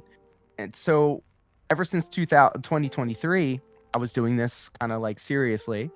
And then I was recruited by my former place of employment. So I did the DDR streams for a while, and then I got a little audience, and then I had to step away for a little bit. And I, made the announcement, and I had people reach out to me on DMs, and they would say stuff like, man, this really sucks. Like, I made your streams a part of my morning routine. It feels like I'm missing out on something now that you're not doing it anymore. And like, I never had that. I never had that kind of recognition with pro wrestling. I've never had that type of recognition with the graphic design. And it may sound selfish to think this, but like it was really something that kind of like reinforced the idea that like, yeah, like the passion that I'm showing for the thing that I really enjoy, shown through other people appreciating it. And of course we all want to do this so like other people can recognize it and stuff like that. If we're sitting here just doing a stream in front of nobody, obviously the conversations that we're having are good, but being able to have a captive audience makes it all the more better. And I say this every time that I do streams, like I would not be motivated to do these streams if it wasn't for the people that come out and say, hey, I appreciate the stuff that you're doing. With pro wrestling, it's a lot of what have you done for me lately? And it's also a lot of time investment for minimal return. Your, hours on the road, hours of training, thousands of dollars of money that you spend for maybe 4 to 5 minutes of in-ring time. And it's even shorter if you're in a tag match or a scramble match or whatever like that, depending on where you are on the card. When it comes to my Stepmania DDR streams, I'm in control. I can dictate who I do work with. I can dictate what songs are played. I can dictate who stays or who goes in the chat. I'm free to make the production the way I want it to be. I want it to be something that I want to watch. And so, going back to what you were saying before, pie in the sky, like perfect scenario for me, and it's happening. It's literally happening right now. Every morning stream, we have friends of the channel, Mr. Lolcow specifically, I'm going to call him out, always comes through and drops like a member bomb. And that helps now more than ever since I've been upgraded or promoted to a customer by my former place of employment. And then even to that point, and I'm sorry if I'm going off on a tangent on this, it's so cool to have people recite the things that I say back to me, because we all kind of skinwalk the Kino Casino sometimes and drop the whoa buddy and ringing the bell and all of that stuff. And I'll skinwalk PWR by adopting his mannerisms and putting things forward and stuff like that. And that just like kind of shows the sign of a good entertainer. And then I guess at the end of the day, being an entertainer and being recognized for putting out good entertainment is something that I, strive for, and something that I put a lot of work into, and something that I appreciate when people recognize. Yeah. I think to bounce off of that, and I know you brought this up before, is you want to be the tide that rises all boats. And I feel like I that's one of my aims is, to be the tide that raises all ships. And I mean, and we can't be able to do it without like people who tune in on the regular. I see, Drew, I see Dice Gay, there's Christopher, so many other people. I know you tune in, and then I tune into you tune into me. And then, I kidded with Kirst a little bit. I was like, my goal is for, people to tune in, like to come for CJ and to stay for the both of us. And then if we do like this really fun little network where we get to know each other and we're like, we're constantly collabing with each other, or one of these days, we do a mega collab and we talk it, wrestling, or something big goes down in the world of lolcows, and we're like, oh my gosh, we have to have this big ass meeting of the minds to where we can, it's like, okay, we're dissecting this, it could be like a crossover between like Dakota and Felicity and Tafia Chu, or it could be, somehow like DSP, like Cyrax somehow shows up like in Renton, Washington, chasing down DSP. Who knows? It's good to have like correspondents and experts on the matter, because like I could go to Christopher for the Cyrax stuff, and I can go to you guys for some things, and I can go to, like, that being said, for the DSP stuff. Absolutely. Yeah, like, we want to be like a part of that larger network. I mean, I think to network, and this is what I learned in college. Like, if you're not networking, you're not working. And I'm always a big fan of like, just having like a group of colleagues that I could be like, I really enjoy their content. Let's help promote them. I feel that way when like people always say that when you repost, it's like, well, a repost is not an endorsement, but it kind of, in a way, it is, especially like in our world of, in our little part of the internet. It's like, I want to, like, cause I have like a weird crossover of sports and detractor content, lolcow content. And then there's also other things like pro wrestling or comedy podcasting. That's a crossover that I had with Sweeze and Swizzle and Dalton Pruitt and all those guys. And it's like, if we could tie everything together and then, we make the world ever so smaller, like then it's like, oh man, like I can never run out of cool content to go check out. It's like, I could check out LOR Diaz. And then, well, on Thursday, I could check out Arena of Ideas with Dalton Pruitt and Robbie the Ice Goodwin. And you get Dalton, who's a Dallas guy. He was on the up and up, and then something happened, and he kind of had to pivot and retool himself. Where Robbie is he's a comic that's kind of trying to weave his way through the New York comedy scene. And then they bounce off of each other. And then you also have like a guy like Dave Wrong the Stinker, Dave Wright the Thinker is his real name. The Thinker, Dave Wright. And Dave and Broseph Smith, who's like this Mormon out of Utah. Actually, I don't know if he's out of Utah, but he's bona fide Mormon. And they talk about different stuff. And there's so many different like topics that like all of us could cover. Like, CJ gets really interested in Godus, or he gets really interested in Dakota and Felicity, where I get into Truther and I get into oh gosh, who's the other person that I was kind of getting into? I mean, PWR.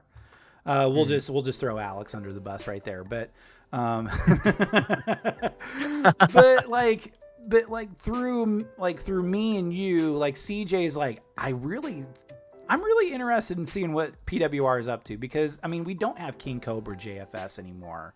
Cyrax shout outs to King Cobra. And, you know, if Josh was still around, you bet your ass I would have invited Josh to come on to Unfiltered or the Crash Out Connoisseurs. And that's what's up, baby. You know, that's what's up. That's what's up, YouTube.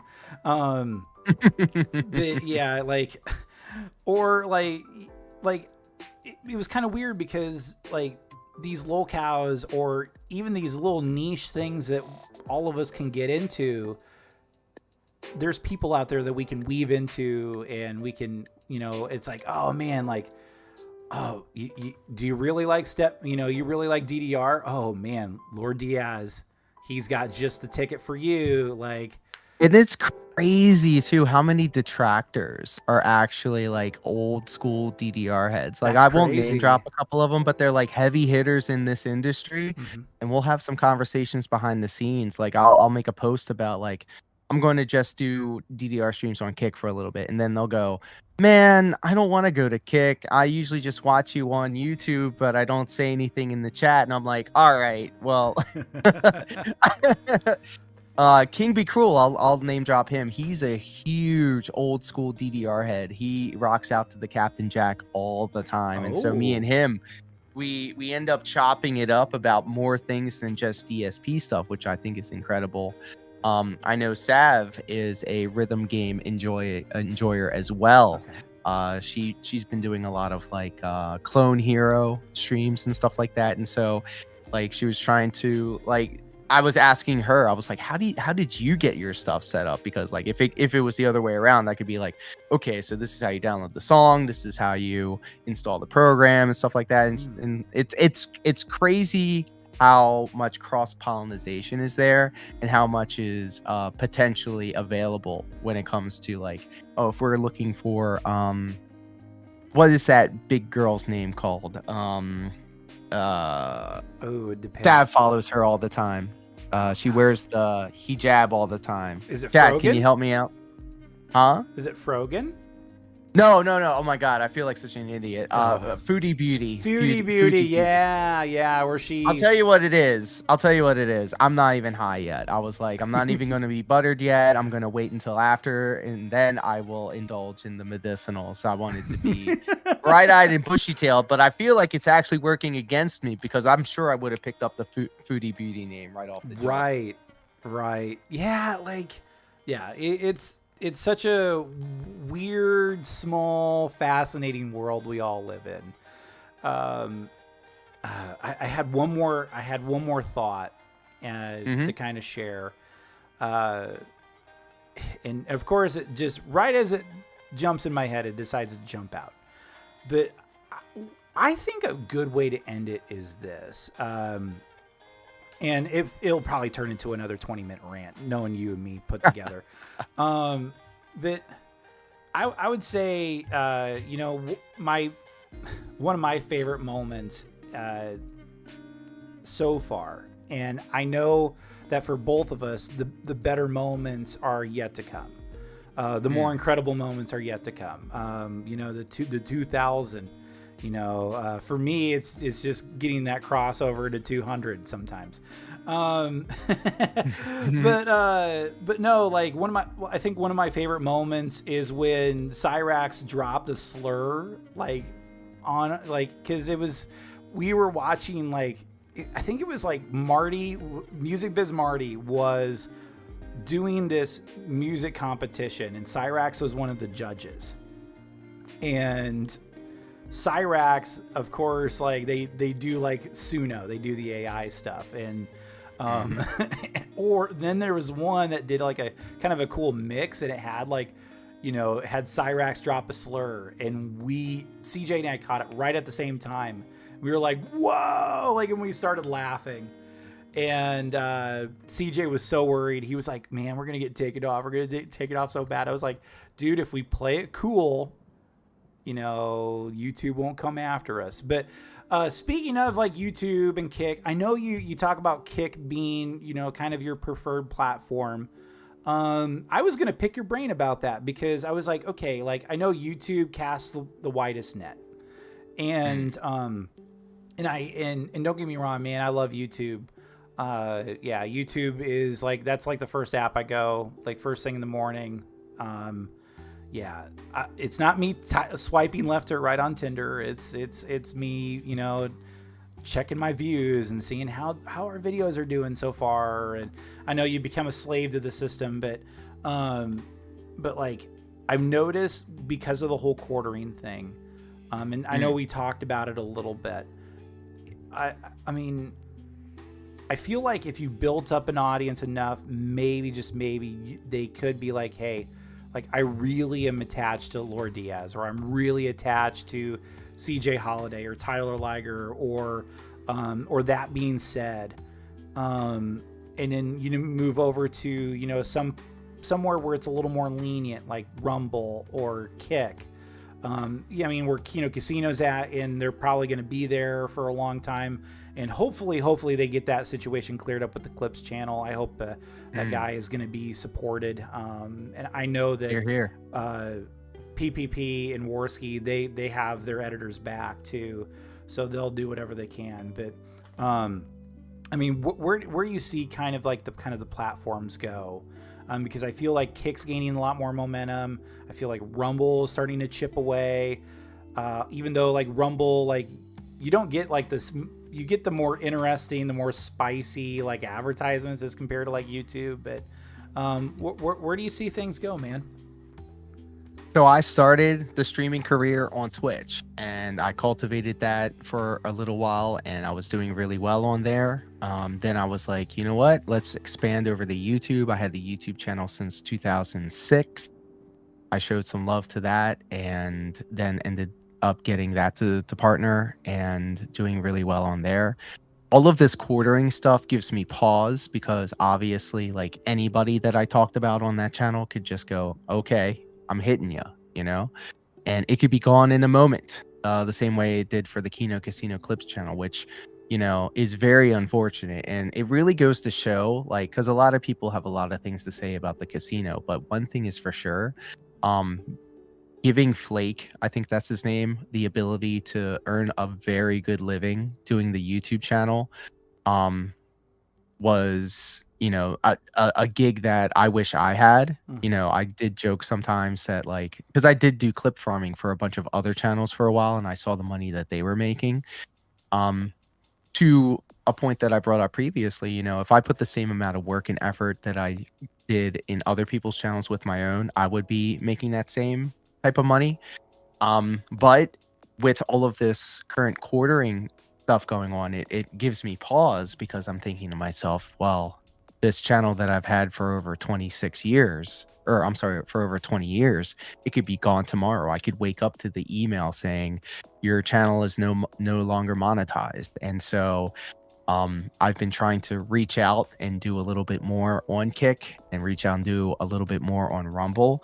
And I love Kick. Kick right now, they really do take care of their creators. And if it wasn't for the fact that I had an installed fan base of people over on YouTube and on Twitch to say, hey guys, for the last half hour of this stream, we're going to turn off Twitch, we're going to turn off YouTube, we're going to go over to Kick, and we're going to watch Joshi Deathmatch Wrestling. Oh, now, those are the best. Obviously, that's not going to like fly on YouTube, but Kick seems to be very lenient when it comes to that kind of stuff. We have PWR literally watching all of WrestleMania on one of those things, and want to expand that some more. Because I would love to just be able to sit down, stream one Kick, and then go, we're going to watch Lucha Underground, or we're going to watch Wonder Shozen, or we're going to watch just a random Adult Swim show, and just get high and vibe. And I don't have to worry about like maintaining being a good host. We can all just sit there and enjoy each other's company. I feel like if something happens to YouTube, I could fall back on Kick. Kick is taking very good care of me right now. Just being in the chat and chatting kind of builds up a revenue for you while you're there. Like, we're sitting at it's almost 420, it's 419. I could look at my revenue bar and it will say chat engagement. I've probably made like $25 this month just off of people spamming emotes in the chat. That's cool. It's great. And you get a bigger cut of the pay, and you don't have any ads. And I would like to become an ambassador for Kick. I mean, I know they have a lot of like big time names on the platform right now, but they kind of like are, you know, I'm not trying to sully their name or anything like that, but like I feel like I can be a better ambassador for the platform because I like to promote the happy, healthy, hydrated lifestyle, you know, being good on your mental as well as your physical and all of that. And then also just like hanging out and having a good time and not really being aggro to everybody, just kind of like people watching and pointing and laughing and stuff like that. And so I really wanted to kind of test myself, and I made a New Year's resolution to say, hey, this year I'm going to make Kick a thing, and I'll be damned if it didn't happen. And now I'm setting that same standard for Rumble, and I'm making that my exclusive home for all of my like Stepmania vertical streams. And I've been live streaming over there as well. And so I want to expand my reach to as many platforms as possible. But then if a Rumble or a Kick says, hey, would you exclusively make your content for our platforms? I would absolutely do that. I would feel the same way. Like, I've had those same discussions with CJ, and I was like, you know what? Like, when I know there's a lot of bridges we still need to cross. I'm like, well, first of all, you know, the first thing I got to do once we get monetized is got to form an LLC so you can write things off on your taxes. And then CJ, I need to cut you a check. And I stick by that word. Those are the two first things I want to do. And the second is, okay, like once we built up an audience, you know, where do we go up? Where do we go from there? Like, because we do commentary and we say, well, and that's why we have the disclaimer screen and we say, hey, you know, the rules of engagement is you observe and laugh, but don't harass. Although sometimes I just do harmless fun and I say, hey, truther, like Cyrax just challenged you to a dance off. Like, why don't you dance for us? And that would be the easiest dub for him. But also it's kind of like, okay, we're trying to, you know, we're poking the bear a little bit, but it's not like, it's not even like a bad, like poking the bear. It depends on the context. Like if it gets to the point where it's destructive or, you know, it's like a net negative, I'd probably be like, okay, like we don't encourage that behavior. But if we just say, hey, we just want you to dance, like, and you dance anyways, you goof, like just dance, like. But I know that once, you know, with the whole quartering thing, and I know everybody and their brother's talking about it, everybody, their brother, their dog, I do feel like, okay, all right, that might open up the door towards like maybe someday, you know, like if we draw enough numbers, I was like, okay, well, let's start kind of pivoting our focus over to Kick, where we can, you know, we can be like, okay, we can react to things and not worry about, oh my gosh, we just pissed off YouTube, or oh my gosh, we just pissed off Twitch, or you know, or like, yeah, it's such a, it is such a rabbit hole in itself. But I really do think that, you know, eventually Kick is going to be the preferred platform, you know. But and I think it the more I look at, okay, all right, here's the playing field. YouTube casts the greatest net. And if it wasn't for YouTube, you know, a lot of us wouldn't have found each other, or we wouldn't have as many really awesome users, or really awesome people that tune in, or people to network with. And then you have Twitch, where, yeah, you can be discovered. However, with the way Twitch has been going with its, you know, preferred treatment of larger content streamers, and God forbid you try to make fun of Hassan Piker on Twitch when he's kind of the golden goose. You know, like you can't throw eggs at him, God forbid, like. And then, like, you know, then you go over to like Rumble, where it's like, okay, that's a little more of the Wild West, but, you know, you have a little more freedom. And then you look at Kick, and I'm like, okay, like Kick was spawned because, enough people got sick and tired of Twitch, being preferential to where where people see money in Kick. And while, it was spawned from, the gambling sites and the Gambla, let's go gambling. Oh man, I lost my entire life savings. But like, I feel like Kick is kind of like that, where I feel like, because a few years ago I was like, okay, all right, Twitch doesn't have to exactly center on video games. They can explore sports, where you can actually have stuff stream on Twitch.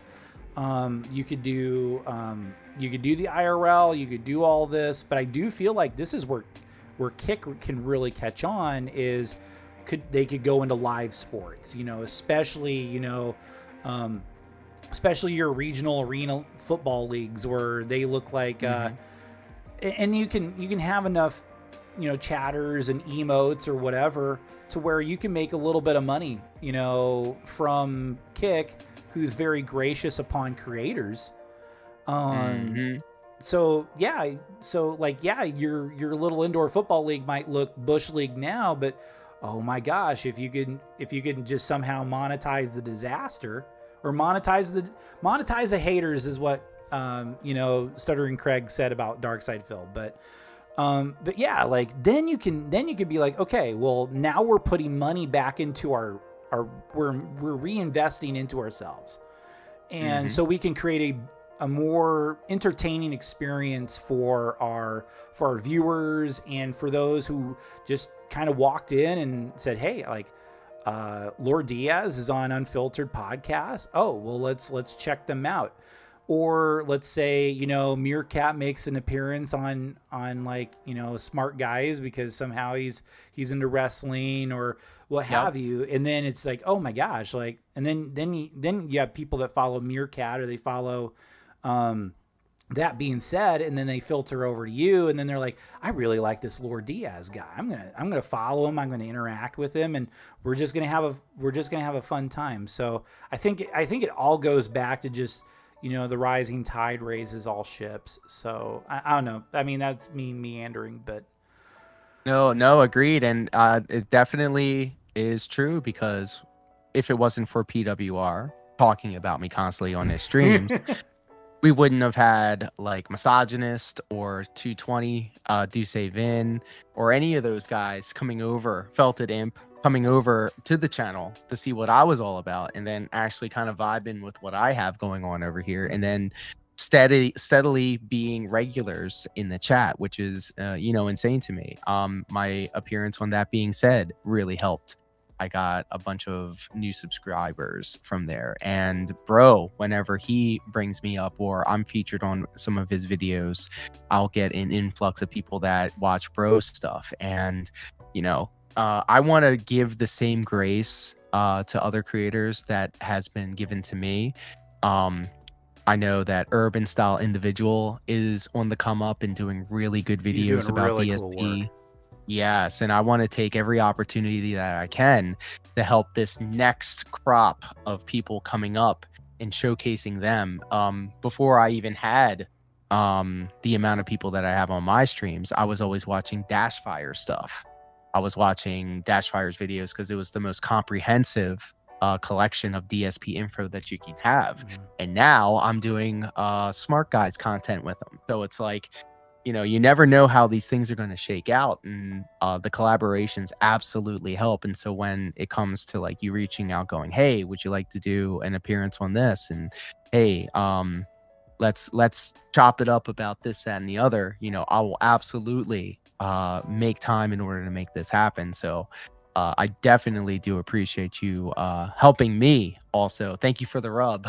Hey, essentially. Oh, it's my pleasure. And then, I mean, like it is like pro wrestling. We got to work together to overall create an experience to where people can constantly, and consistently come back. And then, one final thing.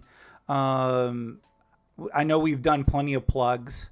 The Stepmania, the Smart Guys. Oh gosh, what do you got coming up? what? Gosh, how do I English this? Okay, English is hard, and I'm a native English speaker. Um, what's coming down the pipe for you? So tomorrow morning, the most immediate thing will be my Stepmania streams. I'm streaming now on Rumble, which is rumble.com/user/LOR_Diaz. That's Monday through Friday, 9 a.m. Eastern Standard Time. And then on Saturdays and Sundays, now I do Stepmania Marathon Mega Mixes. And essentially during my live streams, I have it set up to where it will automatically clip the full songs. And so I have them saved on a hard drive over here. And then I put it in a master playlist, and essentially I just put it on shuffle. I have some of my Stepmania bumps spliced in between. And essentially what I want to do is get a master playlist to where I can have a 24-hour marathon Stepmania stream happening at all times. So I'm really investing a lot of time and effort into making the Stepmania stuff a thing, and then also making it so that when I'm not streaming or not doing actual gameplay, I have a compendium of stuff that I can put out there, so that if you can't watch it in the mornings, you can watch it on your own time. But usually, other than that, Mondays, Wednesdays, and Fridays, the crowd, the community has affectionately called my late night chill streams the Kino Casino pre-show, because I'm always going live almost like right before the Kino Casino goes live. And so a lot of people who have come from the Kino Casino will stop by on the streams while we're chopping it up about PWR or DSP or whatever, and they'll kind of get, hyped up. Think of that corner of the internet like NXT to the WWE's Kino Casino, and I'll wear that. That's fine. I'm okay with that. Yeah. And then, essentially beyond that, I'm available. I'm open for work. If you're looking for somebody to clip farm your long form content, if you're looking for logos, if you're looking for overlays, posters, flyers, I do it all. And I've done it all. And I've done it for a lot of big ticket names, and not just in pro wrestling, but in football, for restaurants, you name it, I can do it. I even do trading cards. I have a couple of commissions right now where I have to do some authentic autograph cards for a couple of big ticket commissions, and video editing. I also do a lot of video editing. I spend $80 a month on the Adobe Creative Suite. I want to use it to the utmost. If you guys wanted to get something done, just reach out to me. I'm not hard to find. Just Google LOR DIAZ. I'm sure you'll come across one of many of my channels across different platforms, and then we can talk turkey and do some business. Yeah. And then to work off of that, all of LOR's stuff off Linktree is in the description below. So hey, thank you for that. Hey, you betcha. Yeah, like, I don't know. I have some plans coming down the pipe as well. I think next Sunday we're going to do a Liger Mania, where I just gather up, like I gather up Rick. I think I'll bring on Rex. And then I'll bring on a good friend of mine. He's one of my best friends. Well, Rick's one of my best friends too. Kale comes over from the sports side, but he's also a big wrestling fan. Recognized all throughout the state of Texas, like, he's won awards left and right for journalism, but yeah, you wouldn't know that he's a big wrestling fan. So to bring Kale on and have us all kind of digest WrestleMania nights 1 and 2, that would be really something interesting to get into. I know I want to do some more collabs down the line.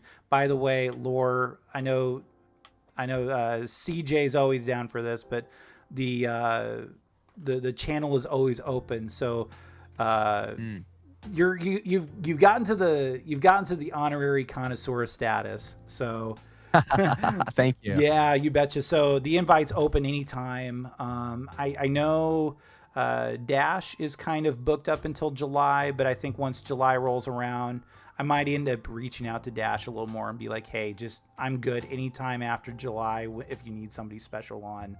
Man, Dash is one of the real ones. I is. usually have to engineer and produce behind the scenes for a lot of other people. It just feels so good to just have somebody hand me the docket and go, "This is what we're doing," and I'll say, "All right, perfect, let's go." All I have to do is So turn on live and talk into the microphone. So nice. It's so nice. Like, because I get on an NFL podcast with Ryan Justice, and he's also a pro wrestler. So, yeah, super small world. And Wow. he sets up everything through StreamYard, and I just have to hop in. I just have to jump on a link. And my football takes aren't probably the best in the world, but it's good to sound off, like, or have somebody to bounce off of rather than just do it by yourself. So, Right. and then I think I called the whole Kyler Murray going to the Minnesota Vikings type of thing. If you're into sports ball, I was like, ooh, the Minnesota Vikings would be the perfect home for Kyler Murray to retool his career better than being in Arizona. So when that happened, I was like, I called that one. It's oddly satisfying to be like, I called that, Right. Yeah. and then I'm thinking about some more collabs over especially for Unfiltered, because Unfiltered, that's the one where it's like, hey, like we're talking about everything and anything. Yeah, we get to laugh about, PWR, and we do our best impressions of him. Your impression of Alex is way better than mine, I'll tell you that. but no, like, I have my good friend Majin Craig. He has a really killer DSP impression. Just kicking that out there. Bad thing is he's not a podcasting guy, and I'm like, Craig, like, you would be perfect for a podcast. You shoot the breeze better than anybody else I know. Like, even though you hate people, like, you could shoot the breeze with the best of them. And then Maybe push them in the right direction. I know. I just have to be like, hey, like, here.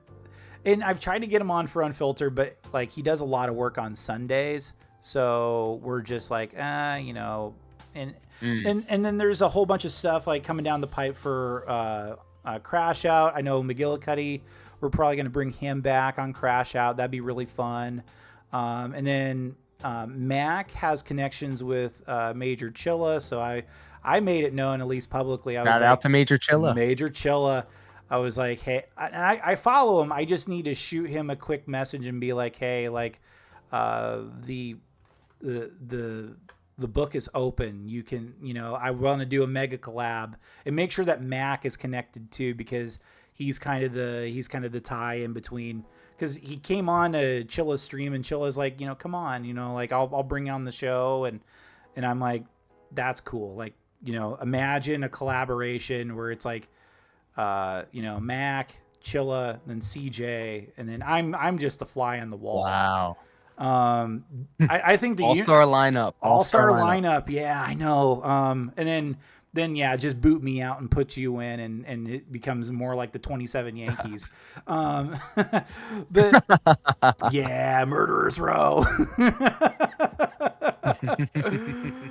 But I think we went over our 2-hour limit. But as in the words of Doug, the immortal Thugless, the Iron Thugless from Sibling Revelry, when you talk for more than 2 hours, you know that you're having a lot of fun. And I was like, man, I didn't even realize it's like almost 2.5 hours. But I think both of us are going to enjoy a little WrestleMania. LOR, do you have anything else to add before we really wrap things up? I for sure think that we could have gone for another 2 hours, but absolutely. Yes, it is about that time. I'm about to get hella faded. I'm gonna eat a hella bunch of munchies, and I'm gonna enjoy night 2 of WrestleMania. And I hope you all enjoyed yourself here today. Thank you guys so much for coming through and hanging out with us here today, and thank you especially so much for having me on your show. I had a lot of fun. Oh well, I always have a lot of fun when we visit and when we interact. So, really, I'm humbled and privileged and honored all at the same time. Humbled, honored, privileged. So yeah, thank you, LOR, for making time, and especially on WrestleMania weekend. And I know I brought this up on a previous stream. It's like I could have been there, but like other things happened, and I share it in the previous stream where this guy was like whole bunch of red flags to me, and I was like, just share us the confirmation emails. That's all you need to do. You don't even need to email us directly. Just email our mutual friend. He wouldn't even do that. He looked like think Tony Chase, but more disheveled. Wow. More Tony Chase, more disheveled, smoking like a chimney, and, you know, bitching about one of my other friends I've known for about like a quarter of a century. So it's like, okay, yeah, I don't think this is going to work. This is not going to work, dog. Not going to work for me, brother. No, not going to work for me, brother. But this has been the Unfiltered Podcast, Season 2, Episode 6. My goodness, we're already like a quarter of the way there for Season 2. Tune in next week. We'll do Liger Mania. I'll bring in Rick Elsey, bring in Kale Steed. I'll bring in Rex Reed, Steed and Reed. That'll be an interesting combination. All talking about WrestleMania and our reactions from Mania. Be sure to check out Crash Out Connoisseurs. I think CJ's wanting to go Monday. And we'll probably go back to the well of the quartering because that's what everybody's talking about. We need to talk about it too. Even though I said my piece, I was like, look, like the only thing you could do to save your career is issue a public apology and quit flagging, quit striking down channels, because people don't like that, but that's just me. I mean, a media professional of 10 years.